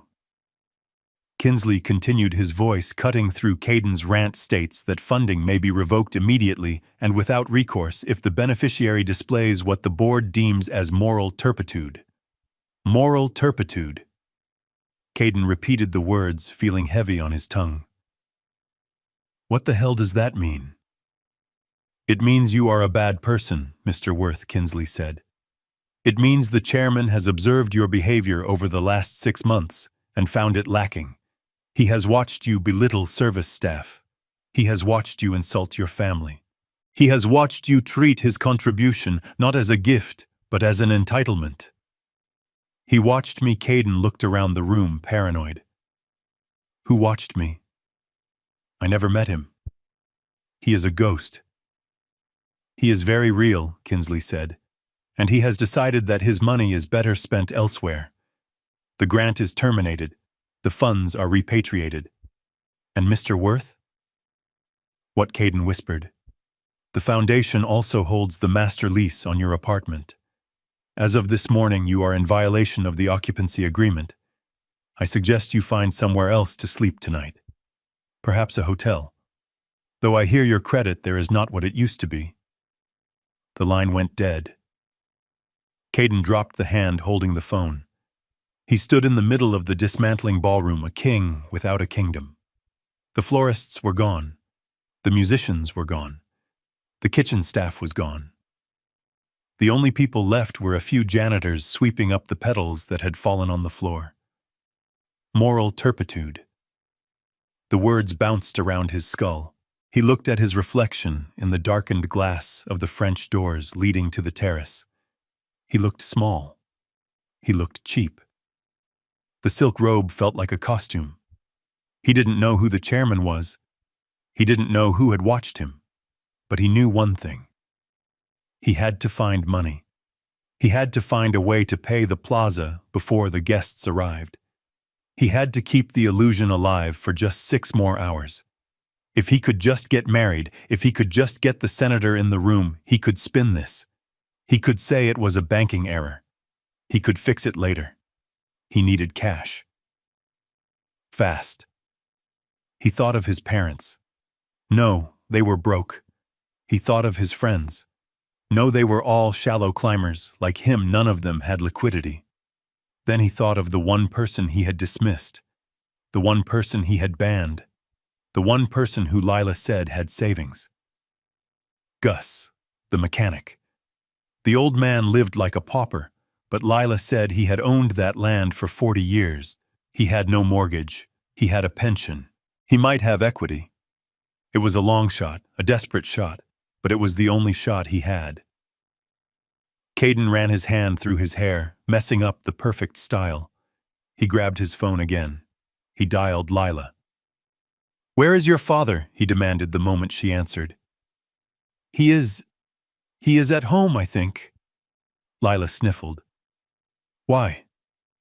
"We are going to see him," Caden said, marching toward the exit of the ballroom, his bare feet slapping against the wood. "Get dressed. We are going to Queens." But Caden, Lila cried. "The guests, the wedding." "Screw the wedding," Caden shouted. "We are going to get the money. We are going to get it from the only person stupid enough to give it to us. We are going to bleed the mechanic dry." He hung up. He didn't know that he wasn't going to bleed the mechanic. He didn't know that he was driving straight into the lion's den. He didn't know that the man he called a mechanic was currently icing down a keg of beer for the very senator Caden was trying to impress. Caden Worth ran out of the ballroom, leaving the ruins of his fantasy behind. He was going to Queens. He was going to demand what he thought he deserved. And he had absolutely no idea that he was about to walk into the biggest surprise of his life. The dominoes had fallen. Now it was time for the crash. Caden Worth did not make it to the street immediately. He was sprinting through the lobby of the plaza, blinded by panic, when he nearly collided with a bellhop cart, piled high with Louis Vuitton luggage. Standing next to the cart, looking confused and slightly annoyed, were his parents Preston and Victoria Worth. They were dressed for a wedding that was no longer happening. Victoria was wearing a pale pink dress and a hat that looked like a flying saucer. Preston was adjusting his cummerbund, his face flushed from the exertion of existing. They were Caden's last hope. They were the safety net he had never used, because he wanted to prove he could fly on his own. But now that he was falling, he reached for them with desperate hands. Dad, Caden gasped, grabbing Preston's lapels. "Mom, you have to help me." The wire didn't go through. The foundation pulled the funding. "I need a check. I need $500,000 right now. Write it from the trust. Write it from the investment account. I don't care, just give it to me." Preston Worth looked at his son. He looked at the wild eyes, the disheveled hair, the sheer terror radiating off him. He pulled Caden's hands off his jacket and took a step back. He didn't reach for his checkbook. He didn't pull out a black card. He looked at his wife, and for the first time, Caden saw something in his father's eyes that terrified him more than the hotel manager. He saw defeat. "We cannot help you, son," Preston said, his voice quiet and trembling. "What do you mean you cannot help me?" Caden screamed. "You are the Worths. We have money. We have assets. Just liquidate something. Sell the boat. Sell the summer house. I will pay you back once the agency takes off. I just need a bridge loan for 24 hours. "There is no boat," Caden Victoria whispered. She was clutching her handbag so tightly her knuckles were white. "We sold the boat 2 years ago." "What?" Caden asked, blinking. "And the summer house," Preston added, looking at the floor. "It is in foreclosure, Caden. The bank took possession last month. We are just waiting for the eviction notice." Caden stood there in the middle of the lobby, the hustle and bustle of the hotel swirling around him, like water around a stone. He felt as if the marble floor had turned to quicksand. "What are you talking about?" Caden whispered. "You are rich. You have always been rich." "We were rich," Preston corrected him. "A long time ago, but the markets changed, Caden. Investments went bad. We tried to maintain appearances. We thought if we could just hold on until you got married." "Until I got married," Caden repeated, the realization dawning on him with the force of a physical blow. "We thought this wedding would fix things." Victoria sobbed quietly, tears leaking onto her powdered cheeks. "You told us about the important people, the senator, the investors. We thought if we could get in a room with them, Preston could pitch a new venture. We thought we could secure a loan based on the family connection. We were counting on this wedding, Caden. We spent our last $10,000 on these clothes and this hotel room. We have nothing left. Nothing." Caden looked at them. He looked at the parents he had idolized, the people whose approval he had chased his entire life. They weren't titans of industry. They were grifters. They were just like him, living on credit and fumes, hoping a rich stranger would save them. The Worth legacy was a lie. It was a hollow shell painted gold. "You are telling me," Caden hissed, his voice dripping with venom, "that you are broke. You are telling me that I am standing here ruined, and you have nothing to give me." "I am sorry," son Preston wept. We tried to keep it up for you." "You didn't do it for me," Caden spat. "You did it for yourselves. You are pathetic, both of you." He turned away from them, his stomach churning with bile. He couldn't look at them. He couldn't look at the reflection of his own failure. He pushed past them, ignoring his mother's cries, and ran toward the revolving doors. He had one card left to play, one person who actually had money: the mechanic. Lila was standing at the top of the grand staircase, watching the scene unfold below. She had heard everything. She had heard her fiancé beg. She had heard his parents confess to being frauds. She had heard the sound of her future shattering into a million jagged pieces. She stood there in her white dress, a princess in a castle that was being repossessed. She felt a cold numbness spreading through her limbs. She had traded her father for this. She had traded the man who worked 18 hours a day to pay for her braces for a family of con artists who viewed her wedding as a networking event. She needed her dad. She needed him to tell her it was going to be okay.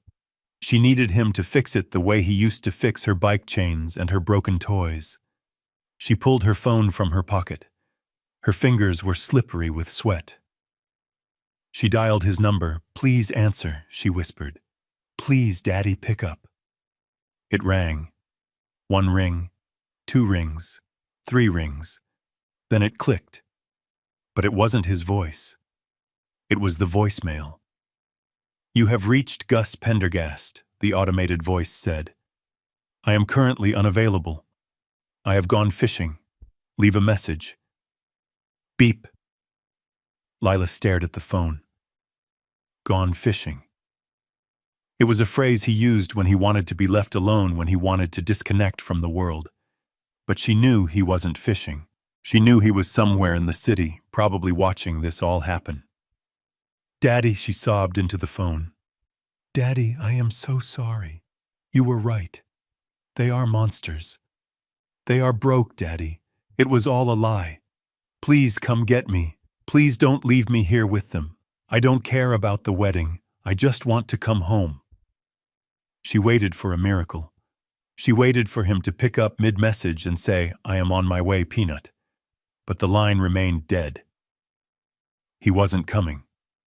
The mechanic had closed his shop. The father had retired. Lila lowered the phone and looked down at the lobby. Caden was gone. His parents were hugging each other and crying by the luggage cart. The hotel staff was starting to look at them with suspicion. She was alone. Truly alone for the first time in her life. And the silence on the other end of the line was the loudest sound she had ever heard. It was 11 o'clock in the morning, and the sidewalk in front of the Plaza Hotel had become a theater of the absurd. The sun was beating down on the pavement, baking the city in a humid haze that made the exhaust fumes stick to the back of your throat.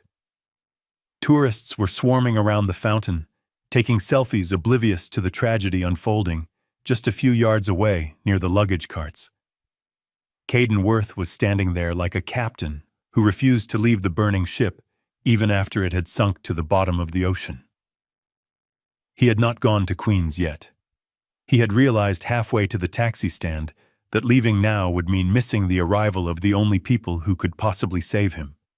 He had convinced himself in that twisted manic brain of his that if he could just intercept the senator or the investors before they walked into the lobby, he could spin a story. He could tell them there was a gas leak. He could tell them there was a security threat. He could tell them anything as long as it kept them from finding out that he was penniless. He looked terrible. The midnight blue tuxedo was wrinkled and stained with sweat. His tie was gone, lost somewhere between the ballroom and the street. He was pacing back and forth in front of the revolving doors, ignoring the doormen who were watching him with open hostility. His parents, Preston and Victoria, were sitting on a bench nearby, clutching their Louis Vuitton bags, looking like two statues of despair that had been toppled by vandals. They weren't speaking. They weren't even looking at each other. They were just waiting for the end of the world. But Caden was still fighting. He was checking his watch every 30 seconds. He was smoothing his hair down with spit. He was practicing his smile in the reflection of the hotel windows, a rictus of confidence that looked more like a grimace of pain. He muttered to himself, rehearsing the lie. "Minor technical difficulty, Senator. We are moving the reception to a private club. Follow me." And then it happened. The traffic on Fifth Avenue seemed to part like the Red Sea. A hush fell over the crowd of tourists. Turning the corner onto the hotel drive was a convoy of vehicles that screamed power. It wasn't just one limousine. It was a fleet. 3 blacked-out Cadillac Escalades with government plates led the way, followed by a silver Bentley and a vintage Rolls-Royce Phantom. It was a motorcade fit for a head of state or a titan of industry. Caden stopped pacing. He stared at the cars, his eyes widening until they were white saucers in his flushed face. He let out a breath, a sound that was half sob and half laugh. "They came," he whispered. "They actually came." He straightened his spine. He buttoned his jacket, attempting to hide the sweat stains on his shirt. He turned to his parents, who hadn't moved. "Get up," Caden hissed, kicking his father's shoe. "Get up right now. It is the senator. It is the investors. Do you see that? They didn't cancel. They know who I am. They know the Worth name means something. Stand up and look rich, for God's sake." Preston Worth looked up, his eyes hollow, but he stood. He was a man trained to perform, and he fell into line out of habit. Victoria stood too, dabbing her eyes with a handkerchief and putting on a pair of oversized sunglasses to hide the ruin of her makeup. The convoy rolled to a stop directly in front of the hotel entrance. The black SUVs idled their engines, creating a low rumble that vibrated in the soles of Caden's shoes. The tint on the windows was so dark you couldn't see inside, but Caden didn't need to see. He knew who was in there. He knew that behind that glass lay his salvation. He knew that if he could just shake the senator's hand, if he could just get Arthur Galloway to laugh at a joke, the nightmare of the morning would dissolve. He could borrow money. He could get a bridge loan. He could leverage the connection. He ran forward. He didn't walk. He didn't saunter. He ran, pushing a bellhop out of the way. He approached the lead SUV, his arms spread wide in a gesture of welcoming benevolence, as if he were the lord of the manor, greeting weary travelers. Senator Caden shouted, his voice cracking with relief. "Mr. Galloway, welcome. Welcome to the main event." The door of the first SUV opened. A security detail stepped out, first a man with a thick neck and sunglasses, who looked at Caden the way a boot looks at a bug. He held up a hand, stopping Caden 3 feet from the vehicle. "Step back, sir," the guard said. Caden laughed nervously. "It is okay. I am the groom. I am Caden Worth. They are here for me. Tell them Caden is here." The guard didn't move. He didn't even blink. He simply held his position, creating a wall between Caden and the door. From the second vehicle, the silver Bentley Arthur Galloway emerged. The CEO of Metro Bank looked impeccable in a charcoal suit, his silver hair catching the sunlight. He stepped onto the curb and adjusted his cufflinks. He didn't look at the hotel. He didn't look at the tourists. He looked straight ahead, scanning the area with the intensity of a hawk searching for prey. Arthur Caden yelled, waving his hand over the guard's shoulder. "Arthur, over here." "It is me, Caden. I am so glad you made it. We have had a slight change of plans regarding the venue. Just a minor hiccup with the electrical grid inside, but do not worry. I have arranged for transport to a secondary location." Galloway turned his head. He looked at Caden. It wasn't a look of recognition. It was a look of mild annoyance, as if a fly were buzzing near his ear. He didn't smile. He didn't wave. He simply turned back to the open door of his car and spoke to someone inside. "Is he here yet?" Galloway asked. Caden froze. "He is here yet." Who was he talking about? Caden was right there. Caden was the star. Caden was the brand. From the third car, the vintage Rolls-Royce Senator Miller stepped out. He was holding a bottle of scotch in one hand and a cigar in the other. He looked like he was ready for a party, but not a wedding. He looked like he was ready for a backroom deal. Senator Caden screamed, desperate now, fighting against the invisible barrier of indifference that separated them. "Senator Miller, please. It is Caden Worth. We met at the fundraiser. This Pendergast Foundation invited you. I am the beneficiary." Senator Miller looked at Caden. He took a drag from his cigar and blew the smoke into the humid air. "I know who you are, son," the senator said, his voice carrying over the noise of the street.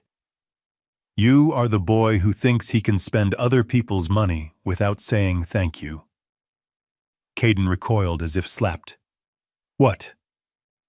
No senator, there has been a misunderstanding. The foundation made a clerical error. The funds are secure. I just need a moment of your time to explain the synergy we can create. I am not here for synergy, the senator said, turning his back on Caden, and I am certainly not here for you. I am here for the barbecue. Barbecue, Caden whispered. What barbecue? Suddenly the sound of a heavy engine drowned out the city noise. It wasn't the purr of a luxury sedan. It was a roar, a chugging mechanical belch that sounded like a tractor-trailer dying. Caden turned his head. The VIPs turned their heads. Even the tourists stopped taking pictures to look. Turning the corner onto the hotel drive, coming up behind the line of pristine limousines, was a truck. It was a 1998 Ford F-150. The paint was faded to a dull matte green. The bumper was held on with baling wire. The exhaust pipe was spitting black smoke. The bed of the truck was filled with bags of charcoal and a large metal cooler secured with bungee cords. It was the ugliest thing Caden had ever seen. And it was driving straight toward the most powerful men in New York. Caden let out a high-pitched laugh of disbelief. "Oh my God," he said. "Security, get that thing out of here. It is the mechanic. It is my father-in-law. He is trying to ruin everything."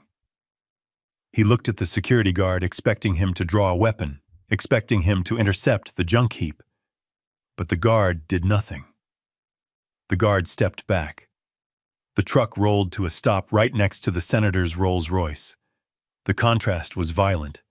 It was a collision of worlds. The engine cut out with a final shuddering wheeze. The driver's side door creaked open.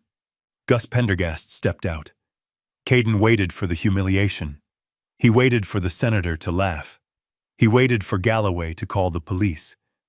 He waited for the world to see the grease-stained embarrassment that had plagued his life for 6 months. But Gus wasn't wearing his Carhartt jacket. He wasn't wearing his work boots. Gus Pendergast was wearing a suit. And it wasn't just any suit. It was a bespoke Italian-cut navy blue wool that fit his broad shoulders like armor. He wore a crisp white shirt with a collar that looked sharp enough to cut glass. On his feet were polished leather Oxfords that shone like mirrors. He didn't look like a mechanic. He looked like a king who had just returned from a war he won. He adjusted his cuffs and walked around the front of the truck. He didn't look at Caden. He didn't look at the hotel manager who was peering out from the glass doors. He walked straight up to Senator Miller. "John," Gus said, extending a hand. "Sorry I am late. Had to pick up the ice." The senator grinned a genuine wide smile. "Gus, you old son of a gun. You clean up nice. Is the brisket in the back?" "It is marinating," Gus said. Arthur Galloway stepped forward, bypassing Caden entirely to shake Gus's hand. "Gus, good to see you. I saw the latest quarterly reports for the tunnel project. Impressive numbers. We need to talk about the interest rates on the new bonds." "We will talk after the beer," Arthur Gus said, clapping the banker on the shoulder. Caden stood there, his mouth hanging open. His brain short-circuiting. He looked from the truck to the suit to the senator, shaking the mechanic's hand. The pieces of the puzzle were floating in front of him, but he couldn't make them fit. Gus Caden stammered, stepping forward, his voice trembling. "Gus, what are you doing? Why are you wearing that? Why do you know the senator?" Gus turned slowly. He looked at Caden. He didn't look at him with anger. He looked at him with the mild curiosity one might have for a bug that had just splattered against a windshield. "Hello, Caden," Gus said. "I see you are still here. I thought security would have removed the trash by now." "Trash," Caden whispered. "I am the groom.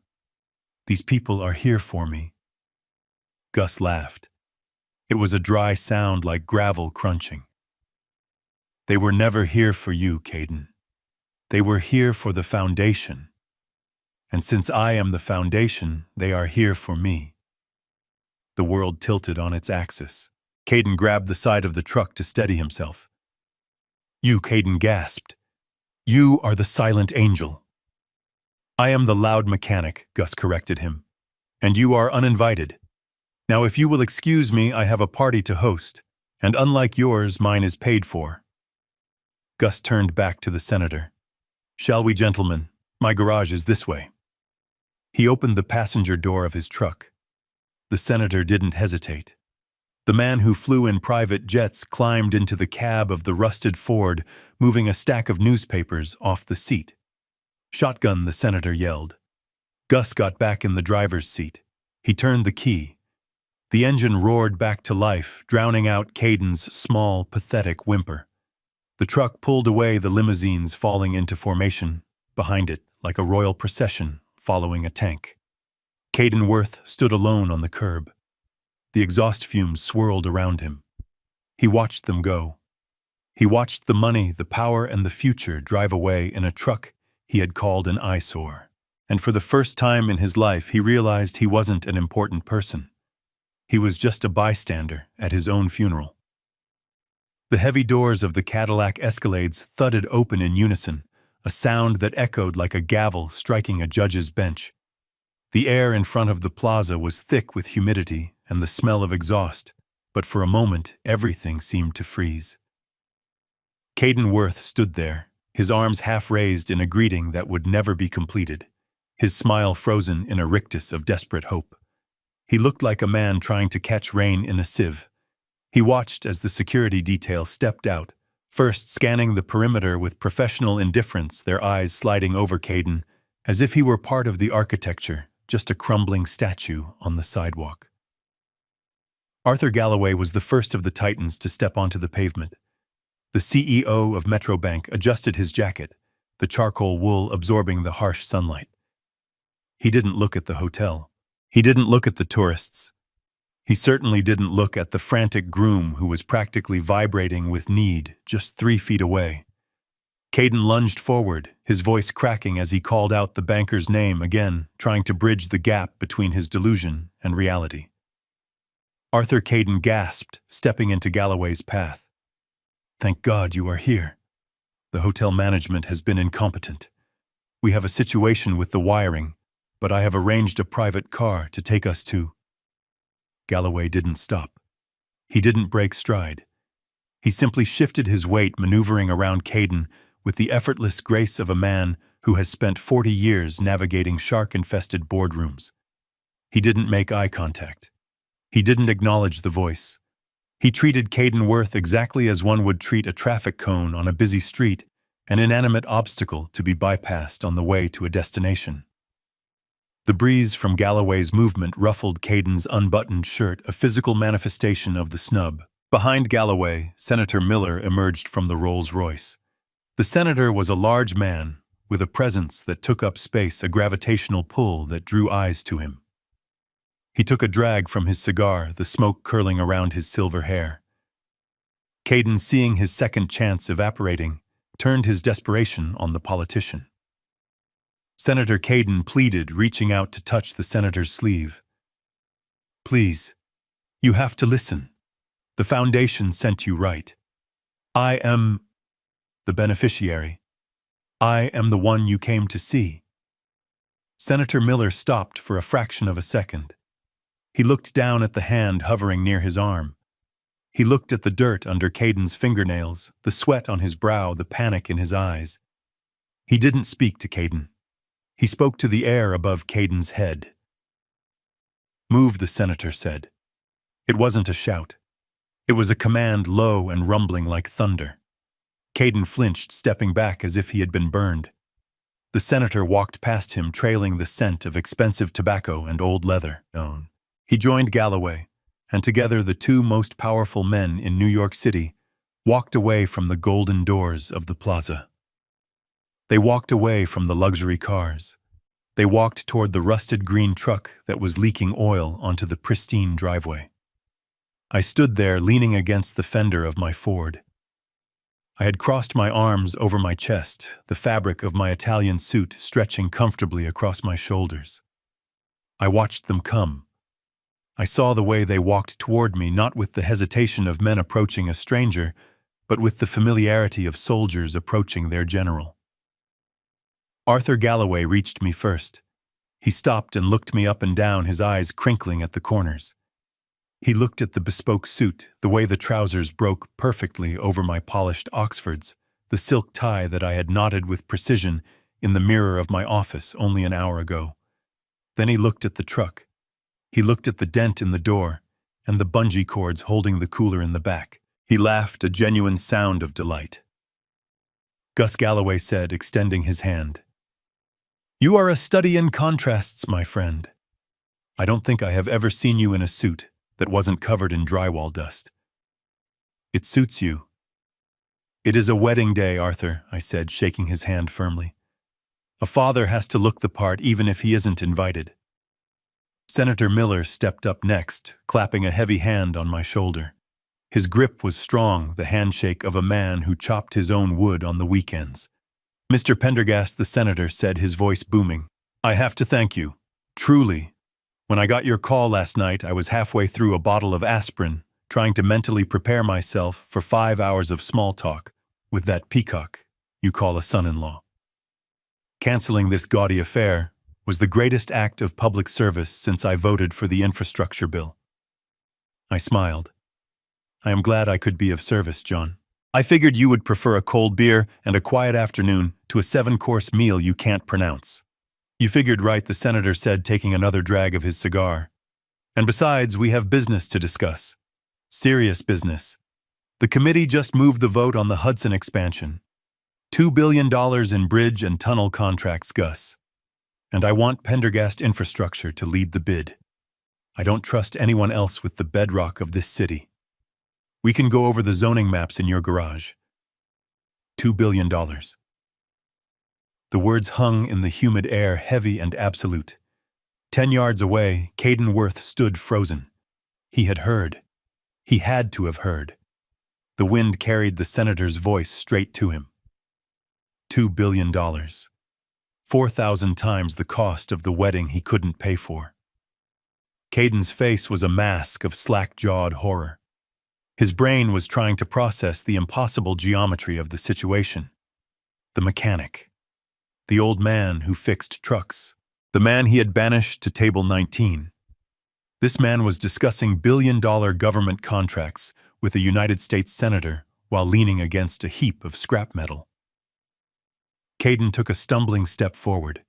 He looked like a man walking through a minefield. "No," Caden whispered, his voice thin and reedy. "No. That is not possible. He is nobody. He fixes carburetors." He pointed a shaking finger at me. "Senator, you are making a mistake. That is Gus. He is the help. He isn't a CEO. He is a blue-collar grunt. He doesn't have $2 billion. He probably doesn't have $200. Galloway turned slowly. He looked at Caden with the cold, analytical eyes of a banker assessing a bad loan. "Young man," Galloway said, his voice cutting like a razor, "do you know who built the foundation of the building you are currently standing in front of? Do you know who laid the fiber optic cables that allowed you to send your little email invitations? Do you know who reinforces the tunnels you take to get to your overpriced brunch spots?" Caden blinked, mute. "Augustus Pendergast built this city," Galloway said. "He doesn't just have money. He has equity in the pavement you are walking on. He is the chairman of the board. And you are just a noise complaint waiting to happen." Caden reeled back, clutching his chest as if he were having a heart attack.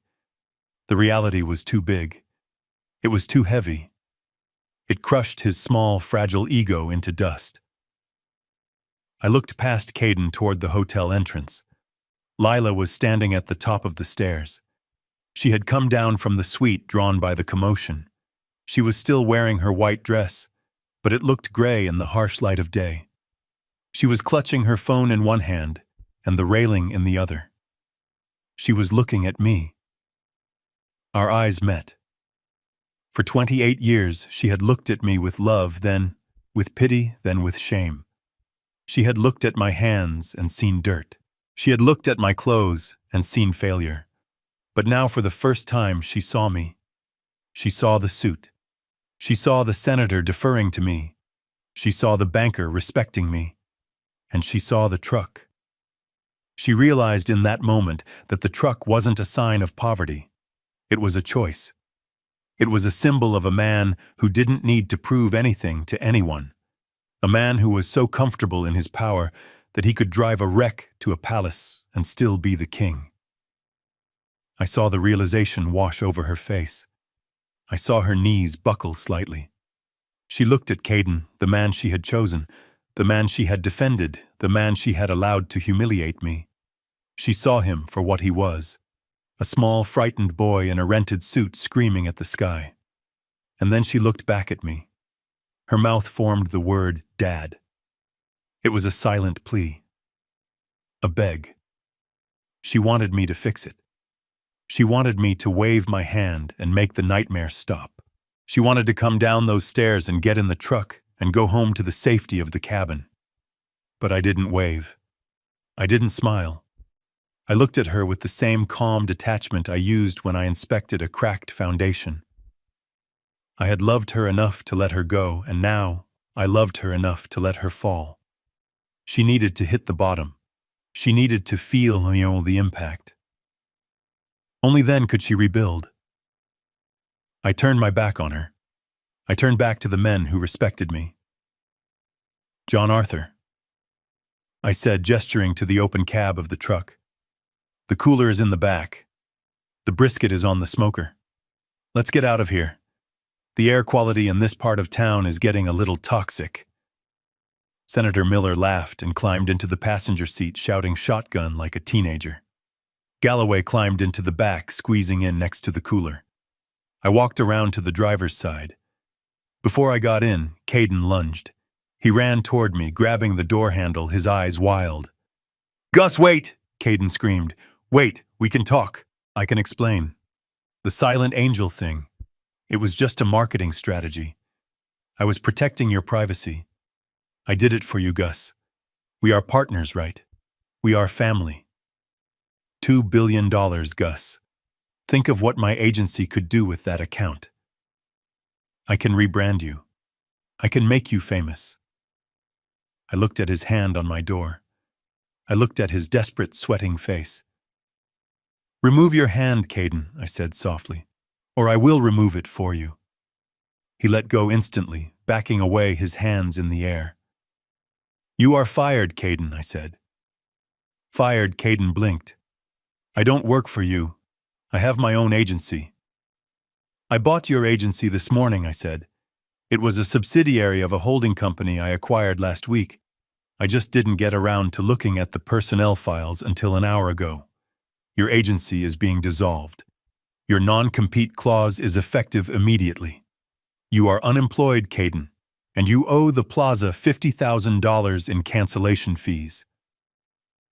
I climbed into the truck and slammed the door. The sound was final, like a coffin lid closing. I turned the key. The engine roared, a beautiful, ugly sound that drowned out his screams. I shifted into gear and pulled away, leaving Caden Worth standing in the exhaust fumes, leaving my daughter crying on the steps, leaving the world of important people behind in the dust. I had a barbecue to get to, and for the first time in 6 months, I was actually hungry. The brisket was smoking on the grill, and the smell of hickory and roasting meat filled the air around my garage. Senator Miller was sitting on a stack of tires, holding a cold beer in one hand and laughing at a story Arthur Galloway was telling about the Federal Reserve. The atmosphere was light. It was the kind of honest, easy camaraderie that you cannot buy with a black-tie dinner. I was flipping the meat when I heard the crunch of gravel. I did not have to look up to know who it was. The vultures always circle back to the carcass, hoping there is still a scrap of meat left on the bone. I wiped my hands on a rag and walked to the chain-link fence. A yellow taxi had pulled up to the gate. It looked small and sad against the backdrop of my heavy machinery. The back door opened and Lila stepped out. She was still wearing her wedding dress, but the hem was gray with street dust and the bodice was stained with tears. Caden climbed out the other side. He had lost his jacket. He looked like a man who had been mugged by reality. They walked toward the gate, but they did not open it. They stood there, gripping the wire mesh like prisoners looking out at freedom. I walked over to him. I did not open the gate. I stood on my side on the property I owned on the concrete I poured, and I looked at them. I did not feel anger anymore. I just felt a deep, hollow fatigue. Daddy Lila whispered, her voice cracking. "Please let us in. We have nowhere to go." Caden's parents left. They took the luggage. "We don't have our apartment. We don't have a car. Please, Daddy. I am your daughter." I looked at her. I saw the little girl who used to scrape her knees running in this very yard. But I also saw the woman who had sat in silence while her fiancé called me trash. I saw the woman who had chosen a seating chart over her own flesh and blood. "I cannot let you in, Lila." I said, my voice soft but unyielding. "This is a private event, for important people only, and I am afraid you do not make the list." "Dad, stop!" Caden pleaded, pushing up against the fence beside her. "I get it, okay? You made your point. You are powerful. You are the man. You win. Now open the gate. We need to figure out our next move. I need to call my lawyers. I need to fix this agency mess. We are partners, Gus. We are family." I reached into the pocket of my jeans. I pulled out a folded piece of paper. It wasn't a check. It was an invoice printed on the letterhead of the Plaza Hotel, which Kinsley had handed me before we left the war room. I unfolded it and slid it through the diamond-shaped gap in the fence. "I am not your partner, Caden," I said. "And we are not family. Family protects each other. You tried to erase me." Caden took the paper. His hands were shaking so bad, he almost dropped it. He stared at the numbers. $50,000, he choked out. "What is this?" "Cancellation fees," I said. "The foundation covered the deposit, but the contract stipulates that any fees incurred from a same-day cancellation due to breach of conduct are the sole responsibility of the signing party. That is you, Caden. You signed the venue agreement. You owe the plaza $50,000, and I suggest you pay it. They have very aggressive lawyers." Caden crumpled the paper, his face turning purple. "I don't have $50,000. You know I don't. You took everything." "I took back what was mine," I corrected him. "You have your talent, don't you? You have your brand. You have your charisma. Surely a man of your genius can raise $50,000. Maybe you can lease a solution." Lila dropped to her knees in the dirt. The white dress billowed around her like a dying flower. She grabbed the chain-link fence, her fingers curling around the cold metal. "Daddy, please," she sobbed, loud, ugly sobs that shook her shoulders. "I am sorry. I am so sorry. I was stupid. I was weak. I just wanted to someone. I just wanted to fit in. He told me this was how the world worked. He told me I had to choose. I chose wrong, Daddy. Please, help me. Fix it. Just pay the bill. I will work for you. I will do anything. Just make it stop." I looked down at her. It would have been so easy to open the gate. It would have been so easy to write one more check to smooth it over to let her come back into the warmth. But I knew that if I did that, I would be robbing her. I would be robbing her of the lesson. I would be robbing her of the chance to actually grow up. I crouched down so I was eye level with her through the fence. "Lila," I said gently, "you wanted to be an important person. You told me that yourself. You wanted the status. You wanted the photos." She nodded blindly, tears streaming down her face. "Well, Peanut," I said, using her childhood nickname for the last time. "This is the part they don't tell you in the magazines. Being an important person isn't about the champagne or the parties. It is about carrying the weight. It is about cleaning up your own messes." Important people take responsibility. They don't call their daddy when the bill comes. But I can't, she whispered. I can't do it alone. Then you better learn fast, I said, standing up. Because you are alone, Lila. You married a fraud and you alienated your father. You are standing in the dirt in a ruined dress with a debt you cannot pay. That is your reality. Own it. I turned away from the fence. Daddy, wait, Lila screamed. Where are you going?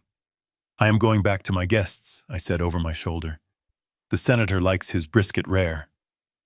I walked back toward the grill, the sound of her crying fading behind me. I didn't look back. I picked up my tongs. I flipped the meat. The senator raised his beer in a toast. I raised mine back. The sun was high and hot. The air smelled of smoke and freedom. I had lost a daughter, but I had regained my dignity. And as I took a drink of the cold, cheap beer, I knew that for the first time in a long time I was exactly where I belonged. The barbecue did not last all night. Men like Senator Miller and Arthur Galloway do not linger once the deal is done and the alliance is cemented. After an hour of eating brisket off paper plates and mapping out the future of the eastern seaboard on napkins, the senator checked his watch. He did not ask for a town car. He did not call his driver. He looked at me and jerked his thumb toward the horizon, where the sun was beginning its long descent over the Manhattan skyline. Drive us back to the city, Gus, the senator said. I want to see the bridge from the lower deck. I want to see what we are buying. We piled back into the Ford. The suspension creaked, but held. I started the engine, and the vibration felt different this time. It didn't feel like an old machine struggling to work. It felt like a heartbeat. It felt like power. I shifted into drive and rolled toward the gate. Earl, my head of security, had already stepped out of the guard booth. He was a man of few words and efficient action. He had opened the heavy chain-link gate, but he hadn't moved out of the way. He was standing over Caden Worth, who was sitting in the gravel, his head in his hands, defeated. Earl's hand was resting lightly on his holster, a silent warning that the time for screaming was over. As the truck rolled past, Caden looked up. His face was streaked with dirt and tears. He looked at the senator in the passenger seat. He looked at the banker in the back. He looked at me. He didn't say a word. He didn't have any words left. He just watched the life he thought he deserved roll by him in a cloud of diesel smoke. Lila was standing a few feet away. The wind was whipping the layers of her ruined wedding dress around her legs. She looked small. She looked like a ghost haunting a construction site. She wasn't crying anymore. She was just staring at the open road, staring at the space where I used to be. I didn't stop. I didn't tap the brakes. I looked at her one last time in the side mirror. I saw my daughter standing alone in the dust, a bride without a groom, a princess without a castle. I saw the image of her standing in the empty ballroom of the plaza, mirrored in the desolation of the construction yard. She had wanted a fairy tale ending. She got a reality check. I turned my eyes back to the road. The sun was setting, painting the sky in brilliant streaks of violet and gold. The city was waiting. The work was waiting. You know, Gus, the senator said, leaning his arm out the open window, his voice fighting the wind. You really should upgrade this truck. I smiled. It was a genuine smile, a smile that reached my eyes and settled in my chest.